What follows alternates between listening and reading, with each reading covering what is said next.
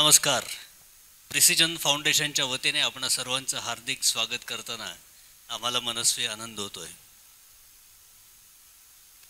सोलापूरच्या तप्त दिवसांमध्ये पुस्तकांसारखा वाचनासारखा गारवा दुसरे कुठेही मिळणार नाही. असा हा गारवा आज आपण अनुभवणार वेगळ्या विषयासाठी. आजपर्यंत या वाचन अभियानाच्या निमित्तानं अनेक विषय आपल्या समोर आले. अनेक लेखकांनी अनेक विषयांवरती लिहिलेली पुस्तकं अभिवाचनाच्या माध्यमातून, मुलाखतीच्या माध्यमातून खूप वेगवेगळे विषय आपल्यासमोर येत गेले.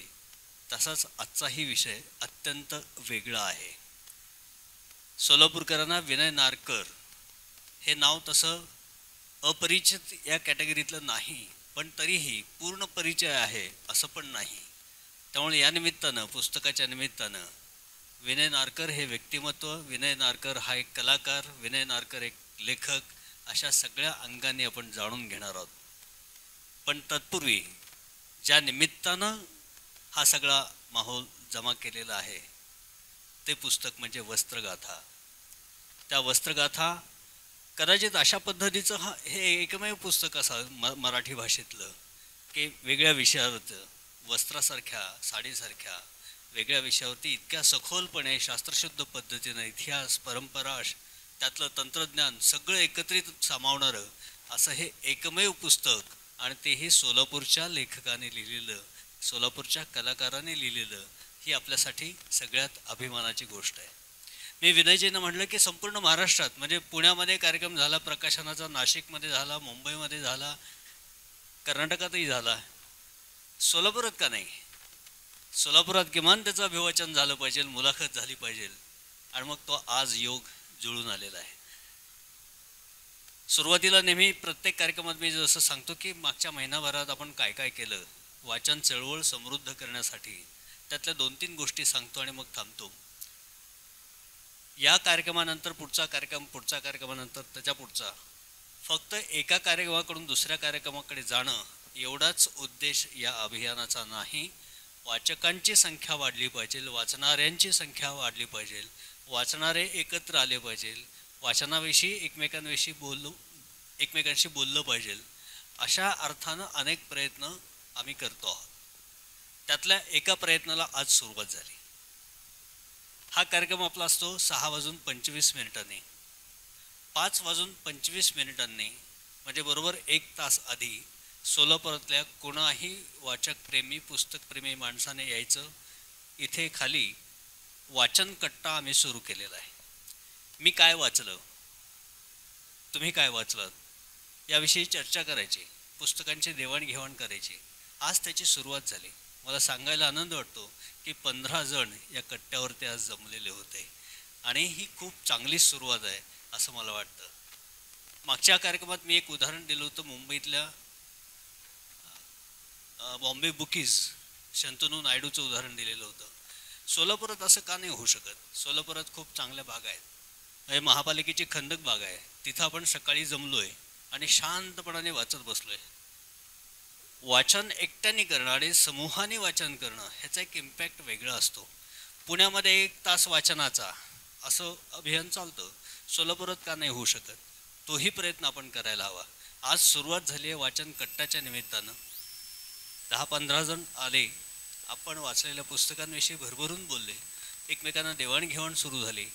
पुन्हा भेटणार आहोत आम्ही 7 जूनला, म्हणजे पुढच्या कार्यक्रमाच्या आधी 1 तासभर. आणखीन नवीन माणसं असतील, नवीन पुस्तकांबद्दल अनौपचारिक बोललं जाईल.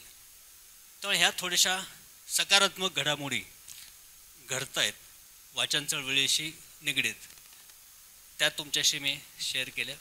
आत्ता वळूयात आपण वस्त्रगाथा या पुस्तकाच्या अभिवाचनाकडे. आज अभिवाचन करणार आहेत रसिका तुळजापूरकर आणि अपर्णा गव्हाणे. या दोघींनाही आपण ओळखतो, त्यामुळे त्यात अधिक वेळ न घालता दोघांनाही विनंती करेन, कृपया आपण अभिवाचनाला सुरुवात करावी. चंद्रकला रुक्मिणी नेसली, चंद्रकला रुक्मिणी नेसली, पाहता दर्पणी पाहसली, चंद्रकला रुक्मिणी नेसली.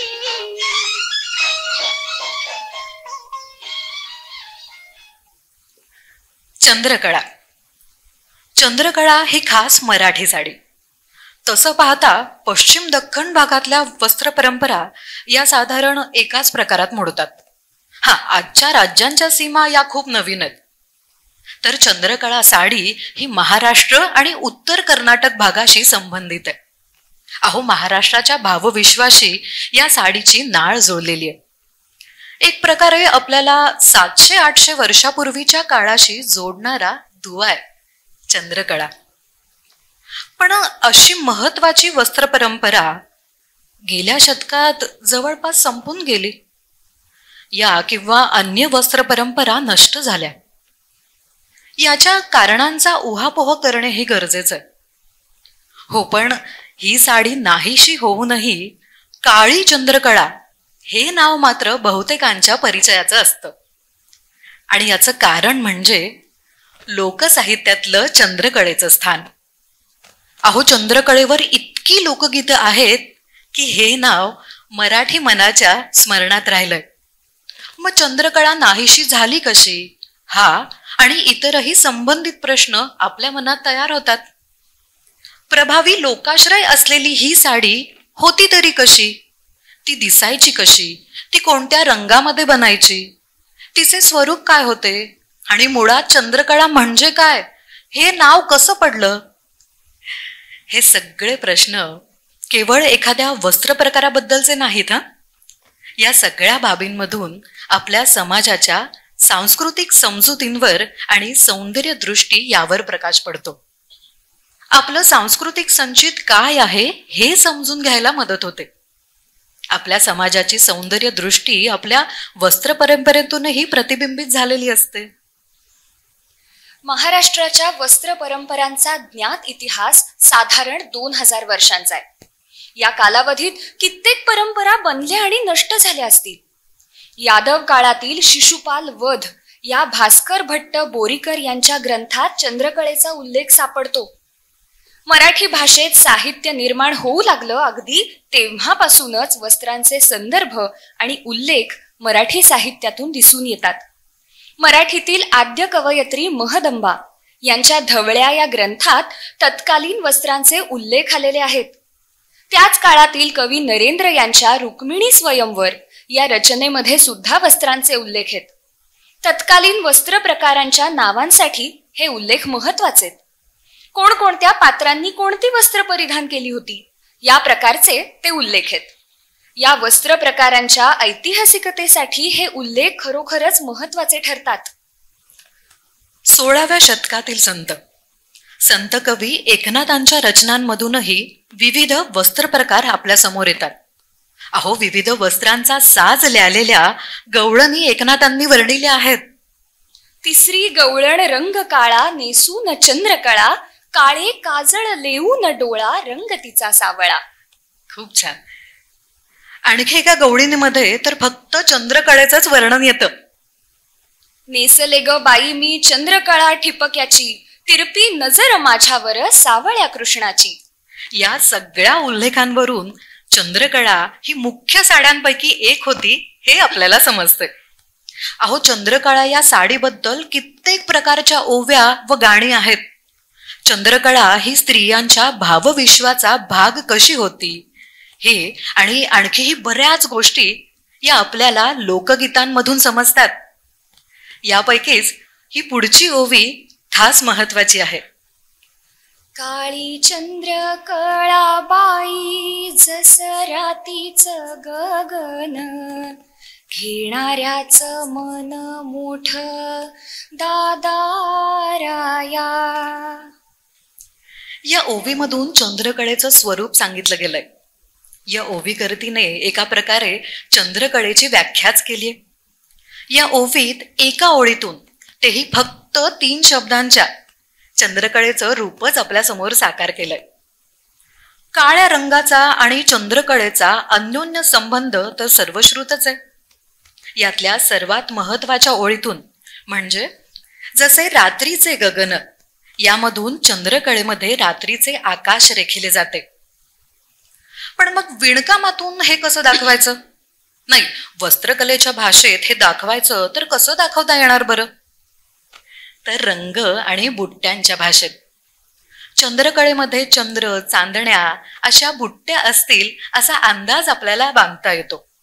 अहो, संत एकनाथांनीही म्हटलंय ना, नेसले ग बाई चंद्रकळा ठिपक्याची. प्रसिद्ध चित्रकार धुरंधर यांच्या लेडी इन चंद्रकळा या चित्रात चित्रित करण्यात आलेल्या चंद्रकळेवर चंद्र आणि चांदणी अशी बुट्टी आहे. इंदिरा संतांनी त्यांच्या चंद्रकळा या कवितेत काळ्या रात्रीचे रेशीम असं वर्णन केलंय. पुरवाया वेडी हौस साडी घेतली विणून, पुरवाया वेडी हौस साडी घेतली विणून, उभे आडवे जिच्यात काळ्या रात्रीचे रेशीम.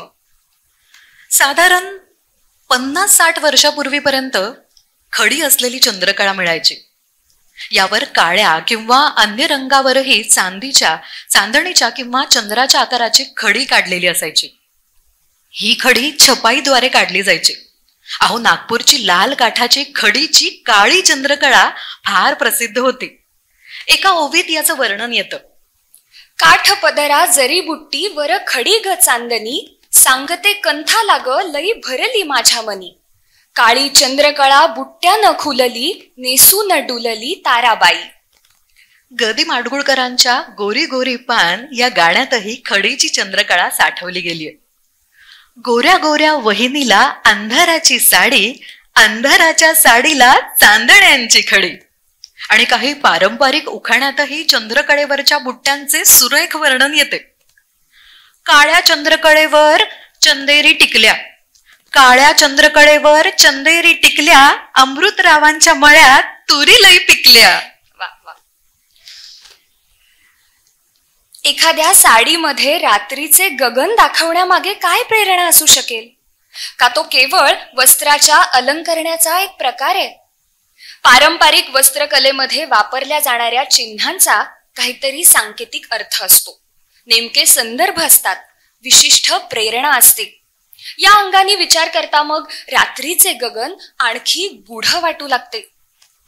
असे वाटण्याचे आणखी एक कारण म्हणजे भारतीय संस्कृतीमध्ये असलेले काळ्या रंगाचे वावडे. भारतातील बहुतांश भागात, बहुतांश समाजात कोणत्याही शुभ प्रसंगात, सणासुदीला काळा रंग वर्ज्य मानला गेलाय. अर्थात याला अपवाद आहेत. याची कारणं आणि ऐतिहासिकता हा स्वतंत्र संशोधनाचा विषय आहे. तर असा हा काळा रंग चंद्रकळा का मिरवते आणि अशी काळ्या रंगाची रात्र ती का बरं साजरी करते? काळ्या रंगाबद्दलच्या आपल्या मराठी समाजातल्या प्रथांचा शोध घेता असं दिसतं की मुलीच्या लग्नानंतरच्या पहिल्या संक्रांतीला तिला काळी साडी भेट देण्याचा रिवाज आहे. आजही ही प्रथा पाळली जाते. खरे पाहता संक्रांतीला कोणतीही काळी साडी नाही बरं का, तर चंद्रकळाच भेट द्यायची प्रथा होती. आता काळाच्या ओघात चंद्रकळाच नामशेष झाली, मग कोणतीही काळी साडी भेट देणं सुरू झालं. म्हणजे एक प्रकारे या सुरेख प्रथेचा अपभ्रंश झाला म्हणूयात. शांता शेळकेंनी त्यांच्या आठवणीतील चंद्रकळा या कवितेत संक्रांतीच्या हळदी कुंकवाची आठवण सांगितली आहे. या कवितेत चंद्रकळा आणि संक्रांत यांचा संबंध उलगडला गेलाय. आठवणीतील चंद्रकळेवर हळदी कुंकू डाग पडे, आठवणीतील चंद्रकळेवर हळदी कुंकू डाग पडे, संक्रांतीचे वाण घ्यावया पदर होतसे सहज पुढे. शांताबाईंनी तर कवितेचं शीर्षकच आठवणीतली चंद्रकळा असं दिलंय. चंद्रकळा ही साडीच नामशेष झाल्यामुळे त्यांनी अशा शीर्षकाची योजना केली असावी. तरी पण संक्रांत आणि चंद्रकळा या संबंधामागे नेमका काय संकेत असेल? नाही, अन्य कोणत्याही साडीचे नाही, तर या सणाला चंद्रकळेचंच महत्व का बरं? यासाठी संक्रांत या सणाच्या स्वरूपाबद्दल विचार केला पाहिजे. संक्रांत हा सण साजरा करण्यामागे कोणतंही धार्मिक कारण दिसत नाही. कोणत्याही देवतेला समर्पित असा हा सण नाही, किंवा या सणाला कोणतेही नवीन वर्ष सुरू होत नाही. पण संक्रांतीपासून दिवस मोठा होऊ लागतो आणि रात्र छोटी होऊ लागते.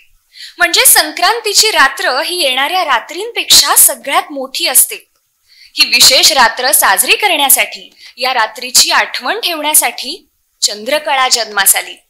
यापेक्षा सुंदर आणि कल्पक समर्पण काय असू शकतं? निसर्गातल्या एका महत्वाच्या स्थित्यंतराला साजरं करण्यासाठी एक वस्त्र परंपरा जन्मास आली. कोणताही थेट धार्मिक संबंध नसल्यामुळे मग कदाचित काळ्या रंगाच्या शुभ अशुभतेचा प्रश्नच निर्माण झाला नसावा. आपल्या समाजाची सौंदर्यासक्ती धार्मिक समजुतींपेक्षा वरचढ ठरली. चंद्रकळेची ही व्युत्पत्ती वस्त्र परंपरांच्या इतिहासातील एक अतिशय सुरेख मासला आहे. प्रसिद्ध दिग्दर्शक व रचनाकार मुझफ्फर अली कोणत्याही कलाकृतीमधल्या खयाल की नजाकतचं महत्व विशद करत असतात. अहो, चंद्रकळेच्या संकल्पनेमागचा खयाल हा अतिशय नाजूक आणि तरल आहे. या चंद्रकळेवर मराठी स्त्रियांनी भरभरून प्रेम केलंय. चंद्रकळा मराठी स्त्रियांची जीवाभावाची सखी बनली. आपल्याजवळ एखादी तरी चंद्रकळा असावी आणि आपण ती अगदी जपून वापरावी, ती आयुष्यभर आपल्या जवळ असावी असं त्यांना वाटे. मग या भावना शब्दरूप कशा घेतात ते पाहूयात का? काळी चंद्रकळा बाई ठेवू ठेवून नेसावी, माय ग प्रेमळ माझ्या जन्माला सावी. काळी चंद्रकळा बाई ठेवू ठेवून नेसावी, कुंकवाची चिरी माझ्या जन्माला सावी. काळी चंद्रकळा बाई ठेवू ठेवून नेसते, बंधुजीची माया अशी तशी ग जपते. काळी चंद्रकळा बाई ठेवू ठेवून नेसावी, माझ्या मायाराची खूण बाई जपून ठेवावी. माझ्या मायाराची खूण बाई जपून ठेवावी.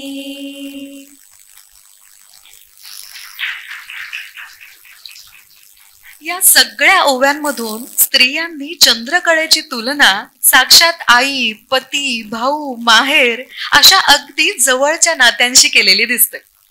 अहो, चंद्रकळा या साडीबाबत मराठी स्त्रिया जितक्या हळव्या आहेत ना, तितक्या अन्य कोणत्याही वस्त्रप्रकाराबाबत असलेल्या दिसत नाहीत. ही चंद्रकळा अशा जवळच्या नात्यांकडूनच भेट म्हणून मिळत असते आणि या नात्यांसंबंधांबद्दल सांगणाऱ्या चंद्रकळेच्या ओव्या अतिशय लोभस आहेत. आधीच्या काळात ना साड्या घेणं हे आजच्या सारखं सोपं नव्हतं बरं का. अहो, मोठ्या परिवारांमध्ये याबद्दल काही रूढी संकेत असायचे.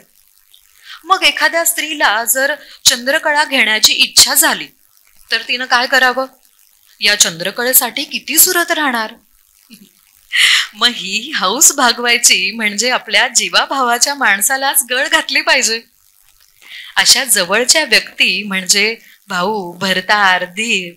अहो, भावाकडे चंद्रकळेची मागणी करणाऱ्या अनेक ओव्या आहेत आणि या ओव्यांमधून बहीण भावाचं प्रेम, खट्याळपणा दिसतो. या ओव्या जास्त खुमासदार होतात. आपल्या आतड्याच्या माणसाने चंद्रकळा घ्यावी हाही एक संकेत होता. मराठी स्त्रीच्या आयुष्यात असणारे चंद्रकळेचे भावनिक स्थान समजून घेण्यासाठी या ओव्या सगळ्यात जास्त महत्वाच्या आहेत. विविध प्रकारांच्या वस्त्र प्रकारांबद्दल, पोशाखांबद्दल, दागदागिन्यांबद्दल या रचल्या गेलेल्या कित्येक ओव्या आहेत.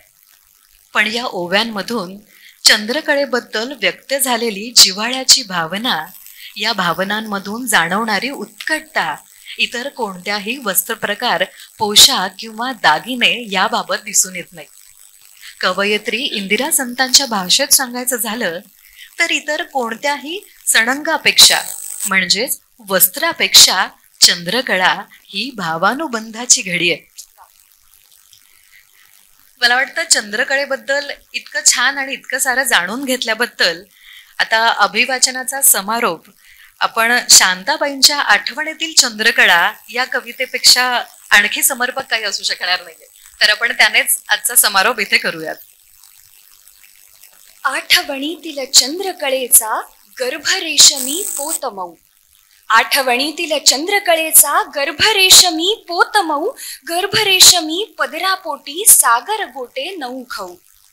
आठवणीतील चंद्रकळेवर तिळगुळ नक्षी शुभ्र खडी, आठवणीतील चंद्रकळेवर तिळगुळ नक्षी शुभ्र खडी, कल्पनेत मी हलक्या हाती उकलू बघते घडी घडी. आठवणीतील चंद्रकळेचा हवा हवासा वास नवा, स्मरणानेही अवती भवती पुन्हा झुळझुळे तरुण हवा. आठवणीतील चंद्रकळेच्या पदरा आडून खुसू खुसू, आठवणीतील चंद्रकळेच्या पदरा आडून खुसू खुसू, जरा लाजरे जरा खोड कर पुन्हा उमटते गोड हसू.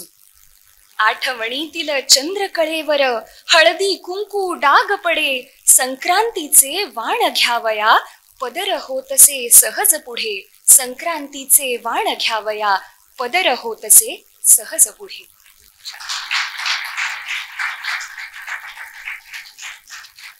खूपच छान. म्हणजे चंद्रकळा जितकी लोभसवाणी आहे तितकीच ही शब्दकळा सुद्धा लोभसवाणी आहे वस्त्रगाथेतली. मी प्रिसिजन फाउंडेशनच्या अध्यक्षा डॉक्टर सुहासिनी शहा मॅडमना आमंत्रित करतोय की या दोघींचाही सन्मान केला पाहिजे. दोघींनी खूप छान अभिवाचन केलेलं आहे. त्या दोघींसाठी एकदा जोरदार टाळ्या आपण वाजवूयात. सेंट्रल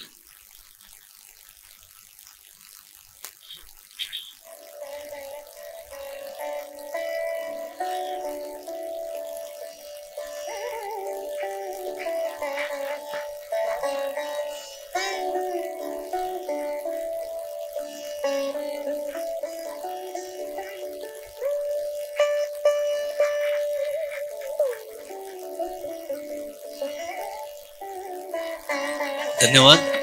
स्टेजवरची थोडीशी रचना आम्ही बदलतो आहोत आणि मग आपण मुलाखतीला प्रारंभ करूयात. वस्त्रगाथाचे लेखक आणि कलावंत श्री विनय नारकर यांची मुलाखत आज घेणार आहेत सौ सीमंतिनी चाफळकर मॅडम. सीमंतिनी चाफळकर मॅडम यांचाही आपणा सगळ्यांशी परिचय आहे.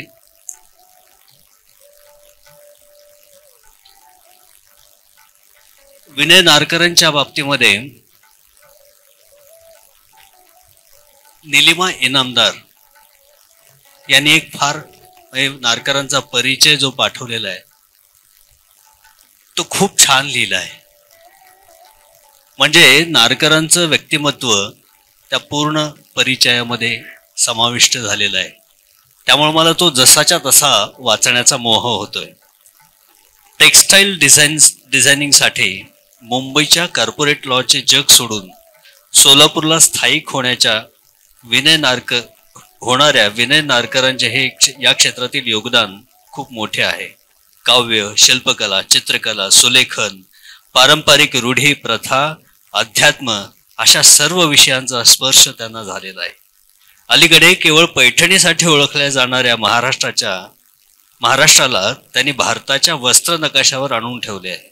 चंद्रकळा, राघुरंग शेलारी, गुलाबदानी शेलारी, शुभ्राय साडी, ज्ञची साडी, पदरावर काव्य लिहिलेली साडी अशा रेशमी राजस साड्या त्यांनी विणल्याच, पण दैनंदिन वापरातल्या सुती गर्भरेशमी साड्यांचे संशोधन करून त्यांचे काठ, पदर, पोत, रंग यांची वैशिष्ट्ये दाखवून साध्याही विषयातला मोठा आशय उलगडून दाखवलेला आहे. Simplicity is the ultimate sophistication हे सौंदर्यशास्त्र ते विसरलेले नाहीयेत. वस्त्र परंपरेच्या रचनेतील प्रमाणबद्धता, अर्थ आणि सौंदर्य हे आपल्याला समजले, उमगले तर साधं कापडही कापड राहत नाही, ते वस्त्र बनतं. कधी कधी महावस्त्रही होऊन जातं. विनयच्या कामाचा आवाका अफाट. सतत संशोधन, प्रवास, निर्मिती चालू असते. लोकगीते आणि ओव्या पेशवे दप्तर, संस्कृत साहित्य, शाहीर आणि संतांच्या काव्यरचना या सर्वांचे दाखले असलेली लोकसत्तामधील वस्त्रांविषयी ही लेखमाला, पारंपरिक साड्यांची ओळख करून देणारी एबीपी माझाची वस्त्रकथी ही मालिका, हिंदू व्हॉग, ॲपरल अशा नियतकालिकांमध्ये सुद्धा प्रसिद्ध झालेल्या मुलाखती, मुंबईच्या CSMVC सारख्या ठिकाणी दिलेली व्याख्याने, पुण्याजवळच्या कुडजे गावी हे खूप छान असं संग्रहालय झपूर्जा नावाने PN गाडगीळ अँड सन्सच्या अजित गाडगिळांनी हे निर्माण केलेलं आहे आणि त्यामध्ये एक स्वतंत्र वस्त्र दालन आहे. त्या कुडजे गावी असलेल्या झपूर्जा म्युझियम मधील त्यांनी क्युरेट केलेले दख्खनी साड्यांचे वस्त्रकथी हे दालन, world trade centre, craft council of India, पारंपरिक कारीगर, फिक्की, नॅशनल म्युझियम दिल्ली अशा कितीतरी चांगल्या नामांकित मंचावरती त्यांनी अनेक प्रदर्शनं केलेली आहेत आणि मुंबईला खोताची वाडी येथे झालेले दख्खन को चिरा या दख्खनी साड्या आणि मराठी मॅनिएचर पेंटिंगचं प्रदर्शन, त्यांच्या कामाचं स्वरूप दाखवणारी ही यादी खूप मोठी आहे. या सर्व कार्याचा परिपाक म्हणजे दख्खनी वस्त्र परंपरेचे वैभव दाखवणारी वस्त्रगाथा. ज्ञानगुडी उभारणारा, रंगपूजा करणारा, जुन्या भांड्यांमध्ये शिल्प पाहणारा हा अवलिया डिझायनर विनय नारकर, आपल्या वस्त्र संस्कृतीतील कलात्मक सृजनाचा लुप्त होऊ पाहणारा बहुमोल वारसा जपण्याचा ध्यास घेणारा हा साधक, त्याचे मनपूर्वक अभिनंदन आणि खूप शुभेच्छा. त्यांची ही शोधयात्रा अशीच चालू राहू. निलिमा इनामदार. मला वाटतं याच टिपणमध्ये विनय नारकरांचा पूर्ण परिचय आलेला आहे. त्यामुळं अधिक वेळ न दवडता मी विनय नारकरांना मंचावर येण्याची विनंती करतो. त्याचबरोबर आजच्या मुलाखतकार सौ सीमंतिनी चाफळकर मॅडम या दोघांनाही मंचावर येण्याची विनंती करतो. फाउंडेशनच्या अध्यक्षा डॉक्टर सुहासिनी शाह मॅडमना पुन्हा एकदा मंचावर येण्याची विनंती करेन आणि या दोघांचाही सन्मान आपण करूयात. विनयजी, आपण जोरदार टाळ्याने त्यांचं स्वागत करूयात.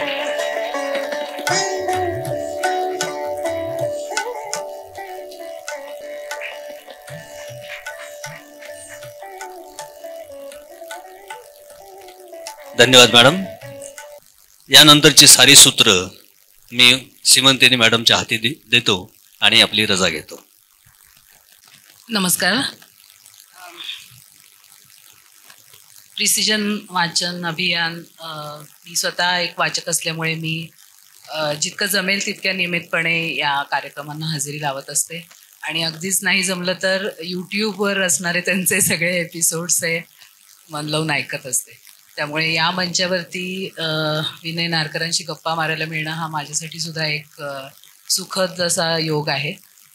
त्याबद्दल मी प्रिसिजन वाचन अभियानाचे सुहासिनी मॅडम आणि देशपांडे सर आणि त्यांची सगळी टीम यांचे मनापासून आभार मानते आणि विनयला सुद्धा त्याचे सुद्धा आभार मानते, कारण त्याला असं वाटत होतं की मी त्याच्याशी इथं बोलावं. आता आम्ही बरीच वर्ष एकमेकांना ओळखतो. मला वाटतं 25 वर्षापेक्षा जास्त झाली असतील. त्यामुळे व्यक्तिगत परिचयामध्ये एकेरीमध्ये संबोधलं जातं, पण खरं तर त्याचं सगळं कर्तृत्व म्हणजे सगळ्या अर्थांनी तो एक खूप मोठा कलाकार आणि माणूस झालेला आहे या 25 वर्षामध्ये. त्यामुळे हे बरोबर नाही, मंचावर तरी त्याला आदराने बोलवायला पाहिजे. तर मी प्रयत्न करते की तसं बोलेन. आणि आत्ता आपण जे टिपण ऐकलं त्याच्याबद्दलची माहिती सांगणार किंवा त्याच्याबद्दल कौतुक असलेलं, तर त्यातलं मला असं वाटतं शब्दांशब्द खरं आहे. खरं तर त्याचं हे सगळी जी वाटचाल आहे ती खरोखरच आश्चर्यचकित करणारी अशी आहे. आणि अजून एक म्हणजे त्याचं ते एक क्षेत्रच इतकं वेगळं आहे की त्यामुळे पण आपण आश्चर्यचकित होतो. तर अशा एका वेगळ्या क्षेत्रामध्ये अगदी सुरुवातीपासून सुरुवात करून तो आज जिथे पोहोचला आहे ते खरोखरच खूप कौतुकास्पद आहे. तर त्यामुळे त्या संपूर्ण प्रवासातला अगदी थोडाच भाग आपण या मुलाखतीमध्ये त्याला विचारू शकणार आहोत, म्हणजे त्यांच्याशी त्या गप्पा आपण मारू शकणार आहोत ह्याची मला जाणीव आहे. आणि जो काही एक थोडासा वेळ आहे आपल्याकडे त्याच्यामध्ये जास्तीत जास्त कसं त्याला समजून घेता येईल किंवा त्याचा प्रवास समजून घेता येईल असा मी प्रयत्न करते, पण ते खरोखरच खूप आव्हानात्मक असं काम आहे. त्यामुळे अगदी सुरुवातीपासून न करता मी त्याला असं विचारेन की पूर्ण वेळ या वस्त्ररचना क्षेत्रामध्ये काम करायला लागून त्याला एक तपापेक्षा जास्त काळ झालेला आहे. तर या सगळ्या प्रवासामध्ये त्याची उर्मी काय होती, कसं काय तो याच्याकडे वळला आणि त्या प्रवासामध्ये त्याला काय काय शिकायला मिळालं आणि तो स्वतःला कसा घडवत गेला.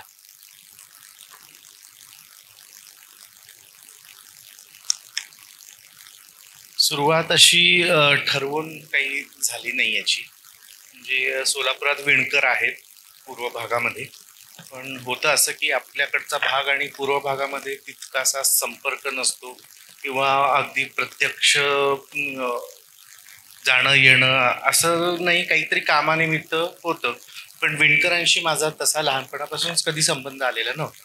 काही योग होते आणि एका विणकरांशी भेट झाली आणि मी आणि श्रुताली जेव्हा सुट्टीसाठी फिरायचो तर शक्यतो अशा ठिकाणी जायचो की जिथं वस्त्रांचं काहीतरी असेल, म्हणजे कांजीवरम असेल, गढवाल असेल, अशा ठिकाणी जायचो आणि चंदेरी असेल तिथली वस्त्र घेणे हा एक आमच्या आवडीचा भाग होता तेव्हा. आणि बाजारामध्ये खरेदी करताना वाटायचं की अशी साडी अशी असावी, तशी ड्रेस बऱ्याच लोकांना तसं वाटत होतं. आणि मग विणकर प्रत्यक्ष भेटल्यावर ते मात्र अगदी अनावर इच्छा झाली की एक साडी त्यांच्याकडनं बनवून घेऊया.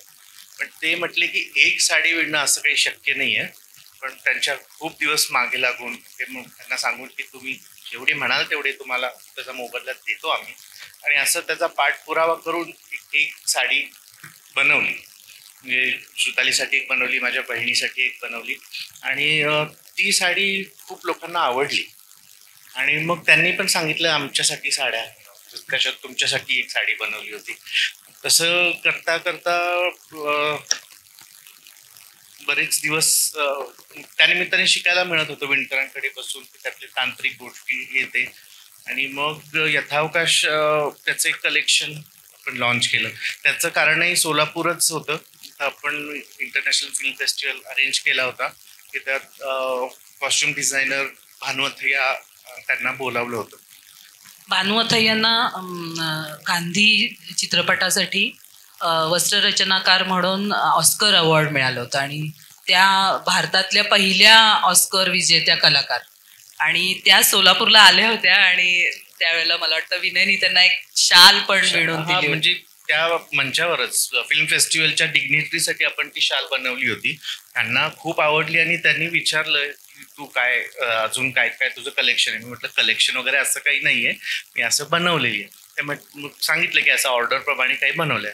त्या म्हटलं संध्याकाळी मला वेळ आहे आणि ते सगळं कलेक्ट कर, कुणाकुणाकडं काय काय दिलंय आणि मला येऊन सिटी पार्कला थांबल्या होत्या तेव्हा तिथे येऊन भेट. आपणच गेलो होतो मला वाटतं, आपण सगळ्या साड्या ते घेऊन आम्ही भानुजींना भेटलो आणि त्यांना हे खूप आवडलं सगळं जे काही बनवलेलं होतं ते. त्या म्हटल्या आहे तुला त्याच डिझाईन अक्युमेंट. आणि त्यांनी त्याच डिझाईनमधली त्याच रंगामधली बरीच मोठी ऑर्डर दिली मला. म्हणजे काहीच अनुभव तसा नसताना आणि इतक्या मोठ्या व्यक्तीकडनं ऑर्डर मिळाल्यावर आम्ही तसं टेन्शन पण आलं होतं आणि हरकून पण गेलो. ती ऑर्डर पूर्ण केल्यावर त्यांनी सांगितलं की हे मला कोरियरनी नाही पाठवायचंय, प्रत्यक्ष येऊन भेट मला. त्यांचं पेडर रोडला त्यांचा स्टुडिओ होता शंकर, तिथे मी आणि श्रुताली गेलो आणि तिथे गेल्यावर त्यांनी ते सगळं साड्या ते घेतल्या त्यांच्या आणि त्यांनी बऱ्याच गोष्टी मला दाखवायला काढून ठेवलेल्या होत्या. त्यांच्या करिअरमधल्या महत्त्वाच्या गोष्टी होत्या, काही आठवणी होत्या, ते काही पुस्तकं होती. त्यांनी दाखवलं की हे माझा असा प्रवास झालेला आहे. म्हणजे मलाही स्वतःला, मी आधी चित्रकार झाले, मग माझ्यामध्ये कॉस्ट्युम डिझायनर आहे हे कळायला मला एक वेगळा वेळ लागला. पण तेव्हा सुद्धा एक कोणतरी बेहराम असं काहीतरी त्यांचे एक गॉडफादर असं कोणीतरी होते, त्यांच्यामुळे मला ही माझ्यातला कॉस्ट्युम डिझायनर सापडला. तर मला वाटतं की हे काहीतरी आपण पूर्ण केलं पाहिजे. म्हणून मला दिसतोय तुझ्यातला डिझायनर, तर लॉयर बनणं ठीक आहे पण हे फार महत्त्वाचं आहे असं त्यांनी सांगितलं. आणि मग त्यांच्या सगळ्या प्रोत्साहनामुळं आणि त्या सगळ्या त्यांनी जी काही उत्साह दिला होता त्याच्या आधारे आम्ही एक कलेक्शन एका वर्षामध्ये बनवलं. आणि सोलापुरातच बुटीक सुरू केलं. त्याचं मॅडमनेच उद्घाटन केलं होतं. तर ही खूप मोठी गोष्ट आहे. मला वाटतं की अगदी करिअरच्या सुरुवातीला किंवा अशा एका मोठ्या व्यक्तीकडून तुला आशीर्वाद मिळाला, म्हणजे ज्यांच्या कर्तृत्वाचं एवढं मोठं ते आहे सगळं त्यांचं, हिंदी सिनेमामध्ये किंवा जसं गांधीमध्ये सुद्धा, आणि अशा व्यक्तीकडून प्रोत्साहन मिळालं किंवा कदर झाली त्याची, आणि तुला एक नवीन वाट सापडली त्याच्यामुळे, किंवा धीर मिळाला त्या वाटेवर चालण्यासाठी असं. मग पुढे कसं कसं हे होत गेलं? म्हणजे सोलापुरातल्या बुटीक पर्यंत तर आपण आलोय, पण आज तू देश परदेशामध्ये एक नाव, ओळखीचं नाव आहेस. जे कोणी असे साड्यांचे शौकीन स्त्रिया असतील किंवा ग्राहक तुझे आहेत, तर किंवा जाणकार रसिक आहेत की जे स्वतः कदाचित साडी घालत नसतील पण त्यांना तुझ्या कलेचं कौतुक आहे, तर अशा लोकांपर्यंत पोहोचण्याचा तो सगळा प्रवास कसा होता? सोलापुरात बुटीक सुरू केलं, पण मला अर्थात सोलापुरात ते कसा त्याला प्रतिसाद मिळेल याचा काही अंदाज नव्हता, आणि तो तसा तितकासा पॉझिटिव्ह नव्हता. आणि म्हणजे ते अगदीच प्रोफेशन म्हणून करावं असं तिथं फारसं काही हे नव्हतं. मग तो विचार चालूच होता आता पुढे काय करता येईल. त्या दरम्यान मुंबईचे आमचे काही मित्र आले होते आणि त्यांनी ते साड्या बघून ते म्हटले की अरे इथे हे सोलापूरमध्ये खूप वेळ म्हणजे नाही घालवण्यासारखा, याचा ग्राहक वर्ग मुंबईत तू ट्राय केलं पाहिजेस. आणि मुंबईत त्यांनी काही गॅलरीज सांगितलं. मग त्या गॅलरीजमध्ये मी खूप प्रयत्न करत होतो. त्यांना ईमेल लिहिले, त्यांना कॉन्टॅक्ट करायचा प्रयत्न केला. आर्टिझन्स गॅलरी कालाघोडाची, पण त्यांच्याशी काही संपर्क होत नव्हता. एकदा त्यांच्या ओनर फोनवर भेटल्या आणि मग त्या डिझायनिंग जे प्रॉपर असं फॉर्मल एज्युकेशन नसताना असे तसं ते रिस्पॉन्स नव्हता. मी म्हटलं मला एक 15-20 मिनिटं द्या, माझ्या साड्या बघा, नंतर तुम्ही ठरवा आपल्याला तिथं प्रदर्शन करायचंय की नाही. त्या ठीक आहे म्हटलं. मग मुंबईला साड्या घेऊन गेलो, त्यांना साड्या दाखवल्या आणि त्या लगेचच त्यांनी एक्झिबिशनच्या डेट्स ठरवायला घेतल्या. आणि तिथे आर्टिझन्स गॅलरीमध्ये एक्झिबिशन झालं आणि ती खूप हिट केलं. खूप छान प्रतिसाद होता त्याला. खूप मुंबईतले हुज हू आले होते, म्हणजे आर्किटेक्ट वृंदा सोमय्या असतील किंवा हर्ष गोयंका असतील, सॅली होळकर, परवाच त्यांना पद्मश्री मिळालं, सॅली होळकर असतील, अशी सगळी लोक आली आणि त्यांनी इतकं कौतुक केलं आणि त्यांनी त्यांचा मदतीचा हात म्हणा किंवा एक प्रोत्साहन त्याच्यासाठी काय मला माझ्यासाठी करता येईल, त्या सगळ्यांनी त्यांचा भाग केला. त्यांचा स्नेह मिळाला, स्नेह मिळाला, त्यांचं मार्गदर्शन मिळालं आणि त्यांनी पुढची प्रदर्शनं कुठे करता येतील भारतात याच्याविषयी मार्गदर्शन केलं बऱ्याच लोकांनी. हर्ष गोयंका तर इतके मोठी इंडस्ट्रियलिस्ट आहेत, पण आजपर्यंत त्यांचं इतकं सपोर्ट असतो. त्यांची सगळ्या फॅमिलीसाठी ती कुठल्याही ऑकेजनला पहिल्यांदा ती आपल्याकडून साडी विचारून, त्यांचं त्या सगळ्या गायडन्समुळे कुठे एक्झिबिशन्स करता येतील, कसं करता येईल ह्याच्याबद्दल थोडासा अंदाज येत होता. आणि मग त्यानंतरच्या पुढच्या वर्षभर एका वर्षात 13 एक्झिबिशन्स केली भारतात सगळीकडे. अरे वा. मग त्याच्यानुसार प्रत्येक ठिकाणची वेगळी लोक भेटली तिथे. म्हणजे चेन्नईला अलामेल वल्ली जी असतील, गीता जी असतील, गीता हरी, या सगळ्या कलाकार, मग त्यांच्यातनं एकातनं दुसऱ्या लिंक्स असे करून खूप चांगले क्लायंट्स आणि खूप चांगले स्नेही मिळाले. आणि मलाही समजलं की कुठे काय मार्केट आहे, काय होतंय काय नाही. हे भारतात वेगवेगळ्या ठिकाणी प्रदर्शन करताना हे समजलं की इतक्या सगळ्या टेक्स्टाईल ट्रेडिशन्स भारतात आहेत, बरोबर, त्यांची ओळख झाली. हे सगळ्यात मोठं फलित आहे. अगदी. नाही तर मला इथे बसून तशी काही माहित नव्हतं. काही ज्या साड्या घरात घेतल्या जायच्या माझ्या बहिणीला फार आवडत, कारण त्याच्यात तिचे काही काही कलेक्शन असायचे. तिच्याकडे ते बघून माझ्या डोक्यात असं ही साडी ती साडी असं थोडंसं माहिती होतं. पण ह्या सगळ्या प्रवासामध्ये ह्या सगळ्या साड्यांबद्दलची माहिती झाली. आणि मग एक लक्षात आलं की इथे महाराष्ट्राचं फार काही प्रतिनिधित्व नसतं. म्हणजे अगदी ईशान्य भारतातल्या छोट्या छोट्या राज्यांमधनं तिथं लोक येतात. तेलंगणा, आंध्र प्रदेश मधल्या वेगवेगळ्या गावांमधनं येतात, तामिळनाडू पर्यंत असतात सगळे, पण महाराष्ट्राचं काही फार दिसत नाही. दिसलंच कधीतरी पैठणीचं एखादा स्टॉल असायचा.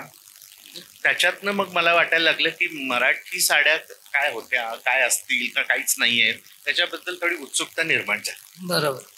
मला या ह्याच्यामध्ये छोटासा एक माझा अनुभव सांगायला आवडेल. खरं तर त्याच अनुभवापासून मी सुरुवात करणार होते.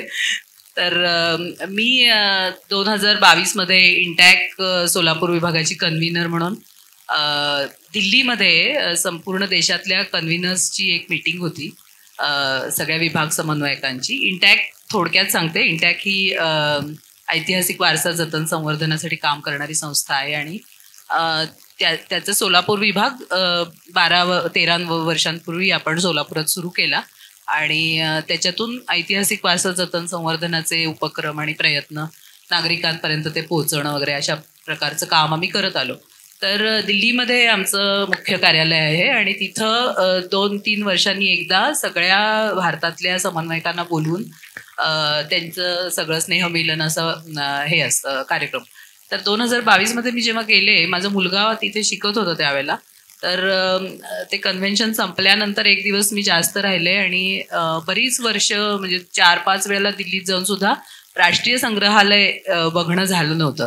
तर यावेळेला मी अगदी ठरवून गेले होते की आपल्याला राष्ट्रीय संग्रहालय बघायचंय आणि तिथे जी आपण नेहमी फक्त चित्रात बघतो किंवा आता आजकाल कुठे नेटवर वगैरे बघतो, अशा सगळ्या खूप सुंदर सुंदर कलाकृती, भारतीय परंपरेमधल्या शिल्प, चित्र, ह्या सगळ्या तिथे राष्ट्रीय संग्रहालयामध्ये एकत्र केलेल्या आहेत आणि ते बघताना अगदी भान हरपून जातं. आणि असंच आम्ही फिरत फिरत जेव्हा 3ऱ्या मजल्यावरती गेलो तेव्हा तिथे सूत्रसंतती नावाचं एक प्रदर्शन सुरू होतं आणि ते टेक्स्टाईल्सबद्दल आहे म्हटल्यानंतर आम्ही साहजिकच तिथे गेलो आणि मग एक एक बघायला लागल्यावर प्रचंड मोठं, म्हणजे राष्ट्रीय संग्रहालयाचं अख्खा 3रा मजला त्यांनी व्यापलेला होता आणि एकानंतर एक दालनं सुरू होती आणि जसं आता विनय म्हणाला तसं संपूर्ण भारताचं प्रतिनिधित्व तिथे होतं आणि फक्त पारंपरिकच नाही तर वेगवेगळ्या रचनाकारांनी केलेली नवीन रचना, पण तीच पारंपरिक क्राफ्ट किंवा कारागिरी वापरून केलेली नवीन रचना, असे सगळे एकानंतर एक ती दालनं होती. आणि ते बघत असताना सतत विनयची आठवण येत होती की हे विनयने बघायला पाहिजे असं वाटत होतं. आणि नंतर असं वाटायला लागलं की इथे विनयचं काम असायला पाहिजे, कारण तोपर्यंत विनयचे बरीच एक्झिबिशन झाली होती आणि बऱ्याच महत्त्वाच्या मला वाटतं मासिकांनी किंवा या क्षेत्रात असलेल्या पब्लिकेशन्सनी तुझी दखल घ्यायला सुरुवात केली होती, म्हणजे त्याच्यात त्याच्याबद्दलचे लेख आणि असं सगळं यायला लागलं. आणि मी जरा सावकाश एक एक गोष्ट वाचत पुढे जात होते आणि असीम जरा भराभरा पुढे जात होता आणि अगदी शेवटाकडे येताना तो अगदी एक्सायटेड होऊन आणि खूप आनंदाने मला सांगत आला, आई आहे इथे विनय काका. आणि मग मी भराभरा तिथे जाऊन पाहिलं तर विनयची चंद्रकळा तिथे होती आणि खूप खूप अभिमान आणि खूप आनंद वाटला. आणि त्यावेळेला मग आम्ही लगेच विनयला कॉन्टॅक्ट करायचा प्रयत्न केला, त्याला फोटो पाठवले वगैरे. आणि असं झालं की विनयनी ते काम तर दिलं होतं, त्या क्युरेटरना त्यांनी ते लावायला दिलं होतं, त्याच्यावरती काम केलं होतं, सगळं होतं, पण त्याला स्वतःलाच ते बघायला जायला झालं नव्हतं. म्हणजे त्या प्रदर्शनात विनयचं काम बघणारी मला वाटतं मी सोलापुरातली एकमेव होते, आम्ही दोघंही. आणि खूप अगदी आनंदाची आणि अभिमानाची गोष्ट, कारण अगदी तिथे आपण ज्याला हुज हू म्हणतो की भारतीय वस्त्ररचना क्षेत्रामधली सगळी महत्वाची आणि स्टार नावं त्या प्रदर्शनात होती आणि त्यांच्या बरोबरीने विनयचं नाव तिथे होतं आणि त्याचं काम तिथे लागलं होतं. तर ही खूप आनंदाची घटना होती. आणि 2022ची ही गोष्ट आहे. नंतर ते प्रदर्शन मला वाटतं मुंबईला सुद्धा NGMA मध्ये, आधी मेलबर्नला गेलं, मग मेलबर्नला गेलं आधी आणि मग मुंबईमध्ये. तर अशा पद्धतीने तो अगदी परदेशात सुद्धा त्याचं काम पोहोचलेलं आहे. आणि चंद्रकळेबद्दल आत्ताच आपण इथं ऐकलं, मला वाटतं तोच त्याचा पण आवडता वस्त्र प्रकार असेल. तर थोडंसं पुढे येऊयात, कारण आता आपला मुख्य विषय हा पुस्तक हा आहे. म्हणजे मला ते विचारायला आवडेल की हे सगळं करता करता वस्त्र आणि संस्कृती हा संबंध तुला कधी जाणवायला लागला आणि कधी उलगडला, कसा उलगडला? तसं आता विचार करता की आपल्याला कधी या गोष्टी जाणवतात, असं लक्षात येतं की आपण लहान असतानापासून काही गोष्टी आपल्या आसपास घडत असतात, त्याच्यावरनं आपल्या डोक्यात काहीतरी नोंदी होतात. जसं डोहाळ जेवणाला हिरवी साडीच लागते, वरमाईला हिरवी साडी लागते, कधी असे यायचं की नवरीला पिवळी साडी पाहिजे. या गोष्टी येतात, ह्या वस्त्र संस्कृतीचा भाग आहे. कधीतरी आपल्याला जसं काळ्या चंद्रकळेचं झालं, म्हणजे ते सुद्धा एक आता आपण हे सांगायला हरकत नाही, वर्तुळ पूर्ण होणे. बुटीकमध्ये एकदा तुम्ही आलेला असताना तुम्ही काळ्या चंद्रकळेचा उल्लेख केला होता आणि त्या 2 शब्दांनी इतका मोहून गेलो होतो मी, तर हे काहीतरी वेगळं आहे आणि त्याच्याने ती हॉट स्ट्राईक झाली होती. स्पार्क पडला. हा, आणि मग तिथून त्याचा शोध आज सुरू केला आणि त्याच्यात इतकी गाणी सापडली, इतकी प्रकारचे सगळ्या प्रकारचं लोकसाहित्य आहे त्याच्यामध्ये. पण ह्याच्यामधून आपल्याला वस्त्र संस्कृती दिसते की हे फक्त एक लेणं नाहीये, नेसणं नाहीये, अलंकरण नाहीये किंवा मिरवण्याची गोष्ट नाहीये, त्याच्या पुढे काहीतरी आहे. मग हे लोकसाहित्याशी संबंध असलेला दिसतं किंवा आपण वाक्प्रचार म्हणी असतात त्याच्यामधनं आपल्याला वस्त्र दिसतात. आता एक म्हण आहे आपल्याला, नाचता येईना अंगण वाकडं, पण ही अर्धवट म्हण आहे. त्याची पूर्ण म्हण अशी आहे की नेसता येईना लुगडं तोकडं, नाचता येईना अंगण वाकडं, अशी ती पूर्ण म्हण आहे. आणि ही वस्त्र संस्कृती दाखवणाऱ्या गोष्टी आहेत. ह्याच्याशिवाय आपल्याला चित्रांमधनं दिसतात, काही चित्र आपण जुनी बघतो त्याच्यामध्ये वस्त्र दिसतात, त्याच्याकडे लक्ष जातं, कारण त्या चित्रामध्ये एक लक्षवेधी म्हणा किंवा ते कॅरेक्टर्सना काहीतरी बॅकग्राऊंड दिलं जातं, ते वस्त्रांमुळे येतं. अशी तर खूप मोठी परंपरा मला वाटतं महाराष्ट्राचा जरी विचार केला आपण, म्हणजे रवी वर्मा जरी महाराष्ट्रातले नसले तरी त्यांच्या पात्रांना त्यांनी महाराष्ट्रीयन साडी नेसवली, नऊवारी साडी नेसवली. पण आपल्याकडचे सुद्धा जे सगळे मोठे चित्रकार आहेत त्या सगळ्यांनी म्हणजे आपल्या पारंपरिक मराठी वेशामध्ये त्यांची पात्र रंगवलेली आहेत. धुरंधर असतील म्हणा किंवा शिल्पकार म्हात्रे असतील, ह्या गोष्टी पण आहेत. आणि त्याच्या आधीच्या ज्या आपल्या भारतीय परंपरा आहेत, मराठा चित्रशैली म्हणा, दखनी चित्रशैलीमध्ये, त्याच्या चित्रशैलींमधून विशेषतः त्याचं ते कॅरेक्टर अधोरेखित होण्यासाठी त्या वस्त्रांचा एक फार मोठा वाटा असतो. तर ह्या गोष्टी आपल्याला आपल्या नजरेस येतात. आणि म्हणजे हळूहळू तुझं मन तिकडे म्हणजे काय म्हणूयात आपण त्याला, स्वागतोत्सुक झालं की त्या सगळ्या ज्या परंपरा आहेत संस्कृतीमधल्या वेगवेगळ्या, त्याच्या नोंदी तू जास्त जागरूकपणे घेत गेलास. कुठेतरी ते आधी सबकॉन्शियसली असतं, नंतर ते मुद्दाम आपण प्रयत्नपूर्वक करायला जातो आणि नंतर मग तेच दिसायला लागतं. जिथं काय बघायला आधी ते दिसायला लागतं. असं झालं की कुठली कविता वाचताना, कुठल्याही कशाबद्दल वाचन करताना ती उल्लेख दिसायला लागतात, चित्रांमध्ये त्या गोष्टी. तर या नोंदी मग थोड्या प्रयत्नपूर्वक अगदी शिस्ती जरा त्याच्या नोंदी काढायला शिकले. ह्या गोष्टींनी हा संबंध वस्त्र संस्कृती आणि वस्त्र आणि संस्कृती हे जास्त जास्त लक्षात येत गेलं की हा किती खोलवर गेलेला संबंध आहे. आणि मग लिहावं अशी उर्मी कधी झाली? ही मी जसं आधी म्हटलं की मला महाराष्ट्रातल्या काहीच कुठे परंपरा किंवा महाराष्ट्रातलं प्रतिनिधित्व दिसत नव्हतं. मग मी थोडं अभ्यास सुरू केला आणि ह्या अशा प्रकारे ह्या सगळ्या नोंदी करत असताना मग त्यातलं जे काही वाटेल ते मी त्याच्याबद्दल जागरूकता निर्माण करण्यासाठी म्हणा किंवा हे अगदीच वाटायचं की आपल्याला काहीतरी नवीन समजले, आपण हे सांगितलं पाहिजे. मग समाज माध्यमाचं इतकं हे मोठं व्यासपीठ असताना त्याच्यावरनं मी थोडं थोडं लिहायला सुरुवात केली. आणि मग तिथून तुला लोकसत्ताकडून विचारणा झाली? हा, म्हणजे ते वाचन लोकसत्तापर्यंत गेलं आणि त्यांनी विचारलं की तुम्ही सदर लिहा. म्हटलं सदर लिहिणं हे काही असं हे मी अगदीच सहज करत असतो. सदर लिहिण्याला फार मोठी शिस्त लागते. दर आठवड्याला ते लेख देणं, त्याच्यासाठी आधी ते 4-5 लेख तयार असणं, हे मला जमेल की ते म्हटले नाही, आपण तुम्ही करा, जमेल ते. त्यांनी ते म्हटलं आणि मग ते सुरू झालं. त्याला प्रतिसाद खूप चांगला मिळाला. हो, पहिलं 2018ला केलं.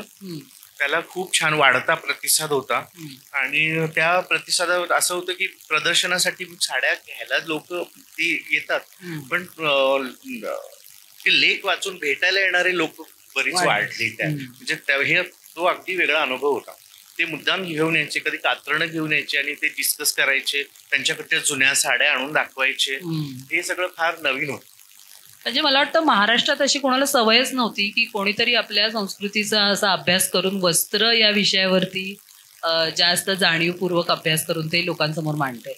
मग अशी त्या वाचनामध्ये थोडासा असा उल्लेख झाला की आपल्या परंपरा लुप्त झाल्या. मला वाटतं हा कॉलोनियल काळाचा एक परिणाम होता की 1800 जेव्हा आपल्याकडे किंवा 1757 नंतर आपण म्हणू हळूहळू ब्रिटिशांचं सगळं वर्चस्व वाढत गेलं आणि 1800 नंतर पेशवाई संपली आणि महाराष्ट्रामध्ये ब्रिटिश आले तर त्या काळात मला आणि नंतर इंडस्ट्रियलायझेशन ऑफकोर्स, म्हणजे इंडस्ट्रियलायझेशनमध्ये ह्याच्यातल्या इंग्लंडमधल्या टेक्स्टाईल मिल्स हे करण्यासाठी त्यांनी आपल्याकडच्या टेक्स्टाईल परंपरा सगळ्या जवळजवळ नष्ट केल्या. म्हणजे वेगवेगळ्या प्रकारांनी जास्त टॅक्स लावून असेल किंवा कामगारांना घाबरवून आणि दडपशाही करून असेल, तर त्या सगळ्या ह्याच्यामध्ये या आपल्या ज्या वस्त्रपरंपरा हळूहळू लोप पावत गेल्या. आणि नंतर ब्रिटिश गेल्यानंतर सुद्धा पुन्हा त्याच्यामध्ये रिव्हायवलसाठी काही फारसे प्रयत्न निदान महाराष्ट्रीयन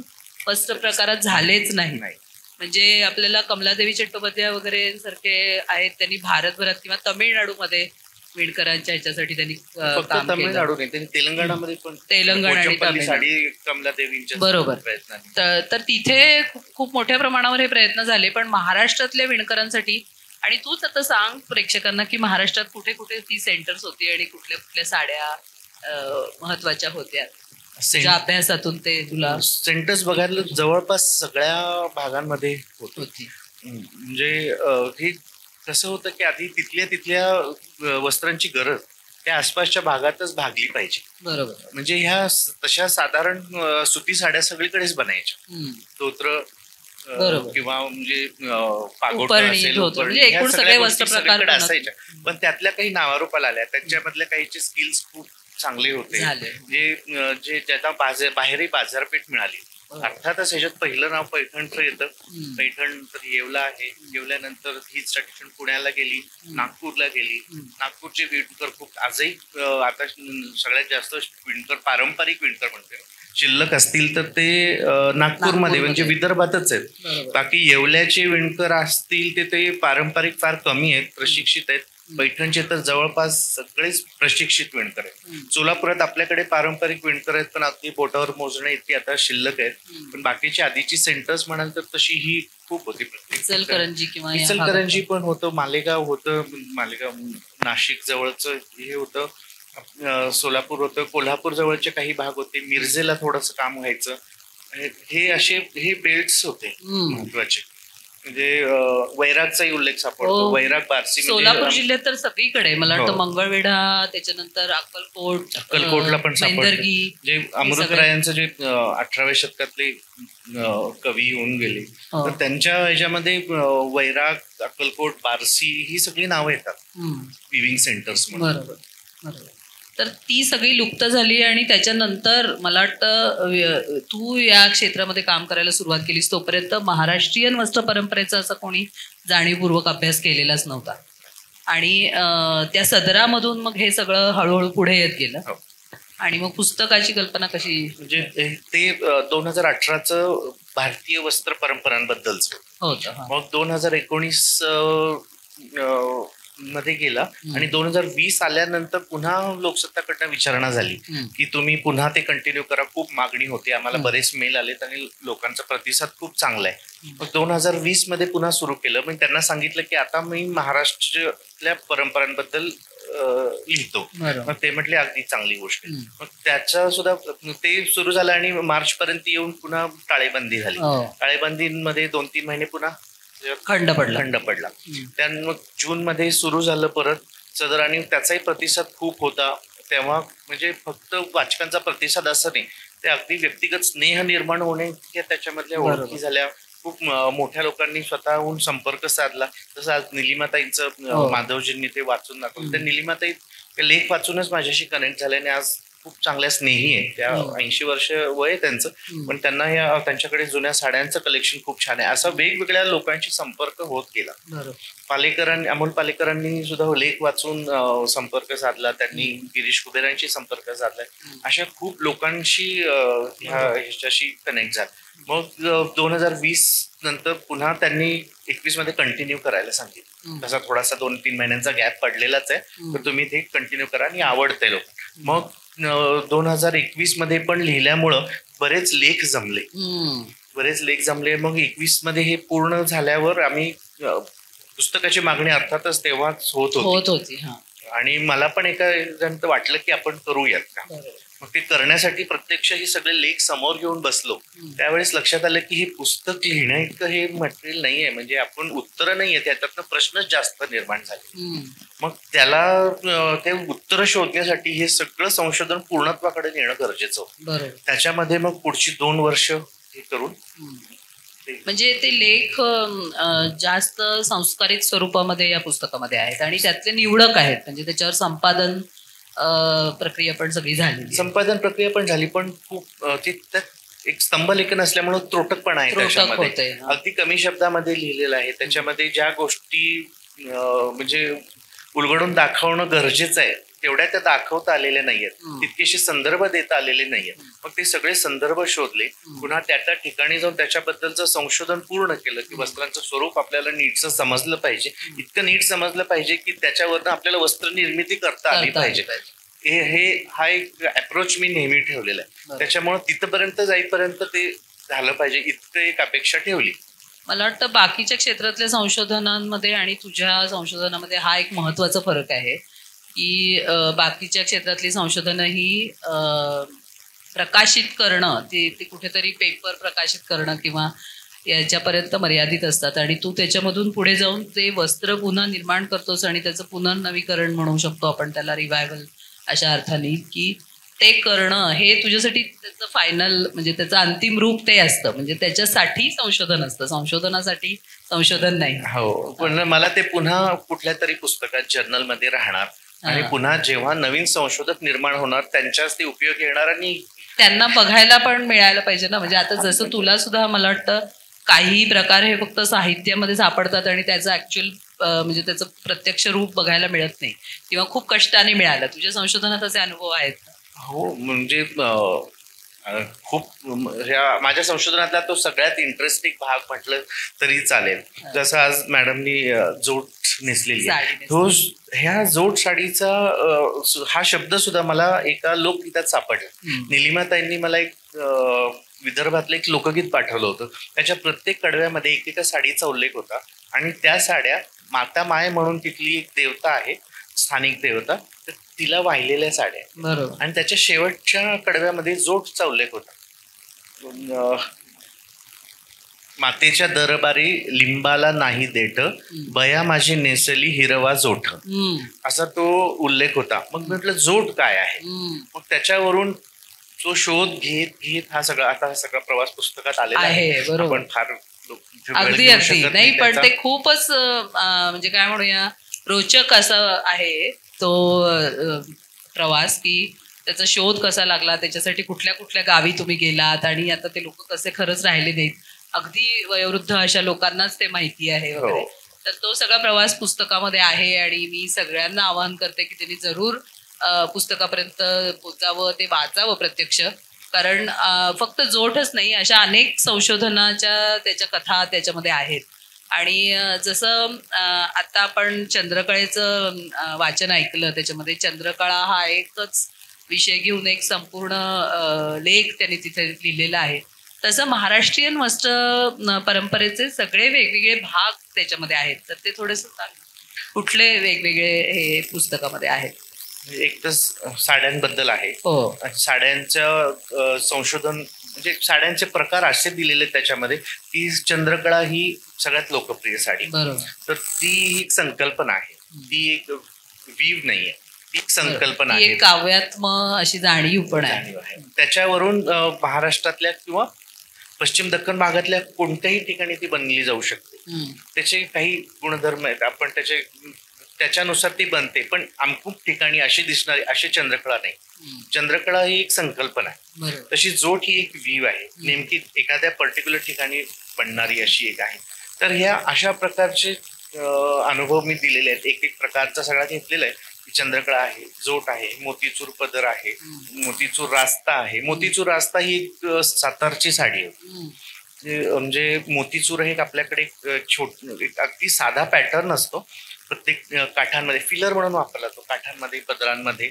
तर फक्त आपल्याकडच्या ह्या परंपरांची खासियत अशी आहे की आपल्या इथे बनारस सारखा जो सगळा झगझगीतपणा, कांजीवरम सारखं ते इतकं पाना फुलांचं आणि बाकी सगळे इतकं हे दिसणार नाही. मोतीचूर सारखा एक अतिशय साधा एक तो एक फॅक्टर तो पूर्ण एक्सप्लोर केलेला आहे त्या साडीमध्ये. बरोबर. त्याच्यानी रास्ता केलेला आहे आणि त्याच्यामधनं ती साडीचा जो आविष्कार झालेला आहे, जो म्हणजे अभाव होता आपल्या भागामध्ये बराचसा, त्या अभावातूनच ह्या गोष्टी निर्माण झाल्या. त्यामुळे कदाचित मला वाटतं की छोट्या छोट्या गोष्टींसोबत घेऊन म्हणजे मराठी माणसाची जी एक काय म्हणूया कलेची अभिव्यक्ती किंवा त्याची कलेची जाणीव, त्याची रंगाची जाणीव, ह्याच्याबद्दल तू विस्ताराने त्या पुस्तकामध्ये सांगितलेलं आहेस की अमुक एक रंगच का मराठी याच्यामध्ये वापरले जातात किंवा वगैरे.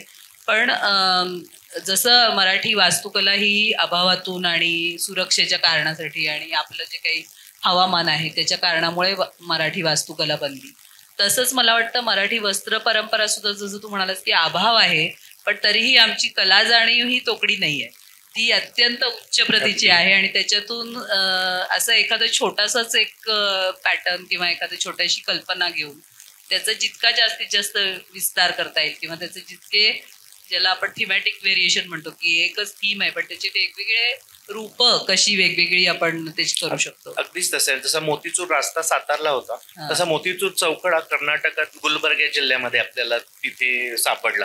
तर ह्या 2 साड्या अगदी मुळाभर हुकूम बनवलेल्या आहेत. बरोबर. म्हणजे जसे जुने आम्हाला मिळाले त्याचे सॅम्पल्स, एक केळकर संग्रहालयात मिळाला आणि एक आमच्या कलेक्शनमध्ये जपूरजामध्ये आम्ही ठेवले.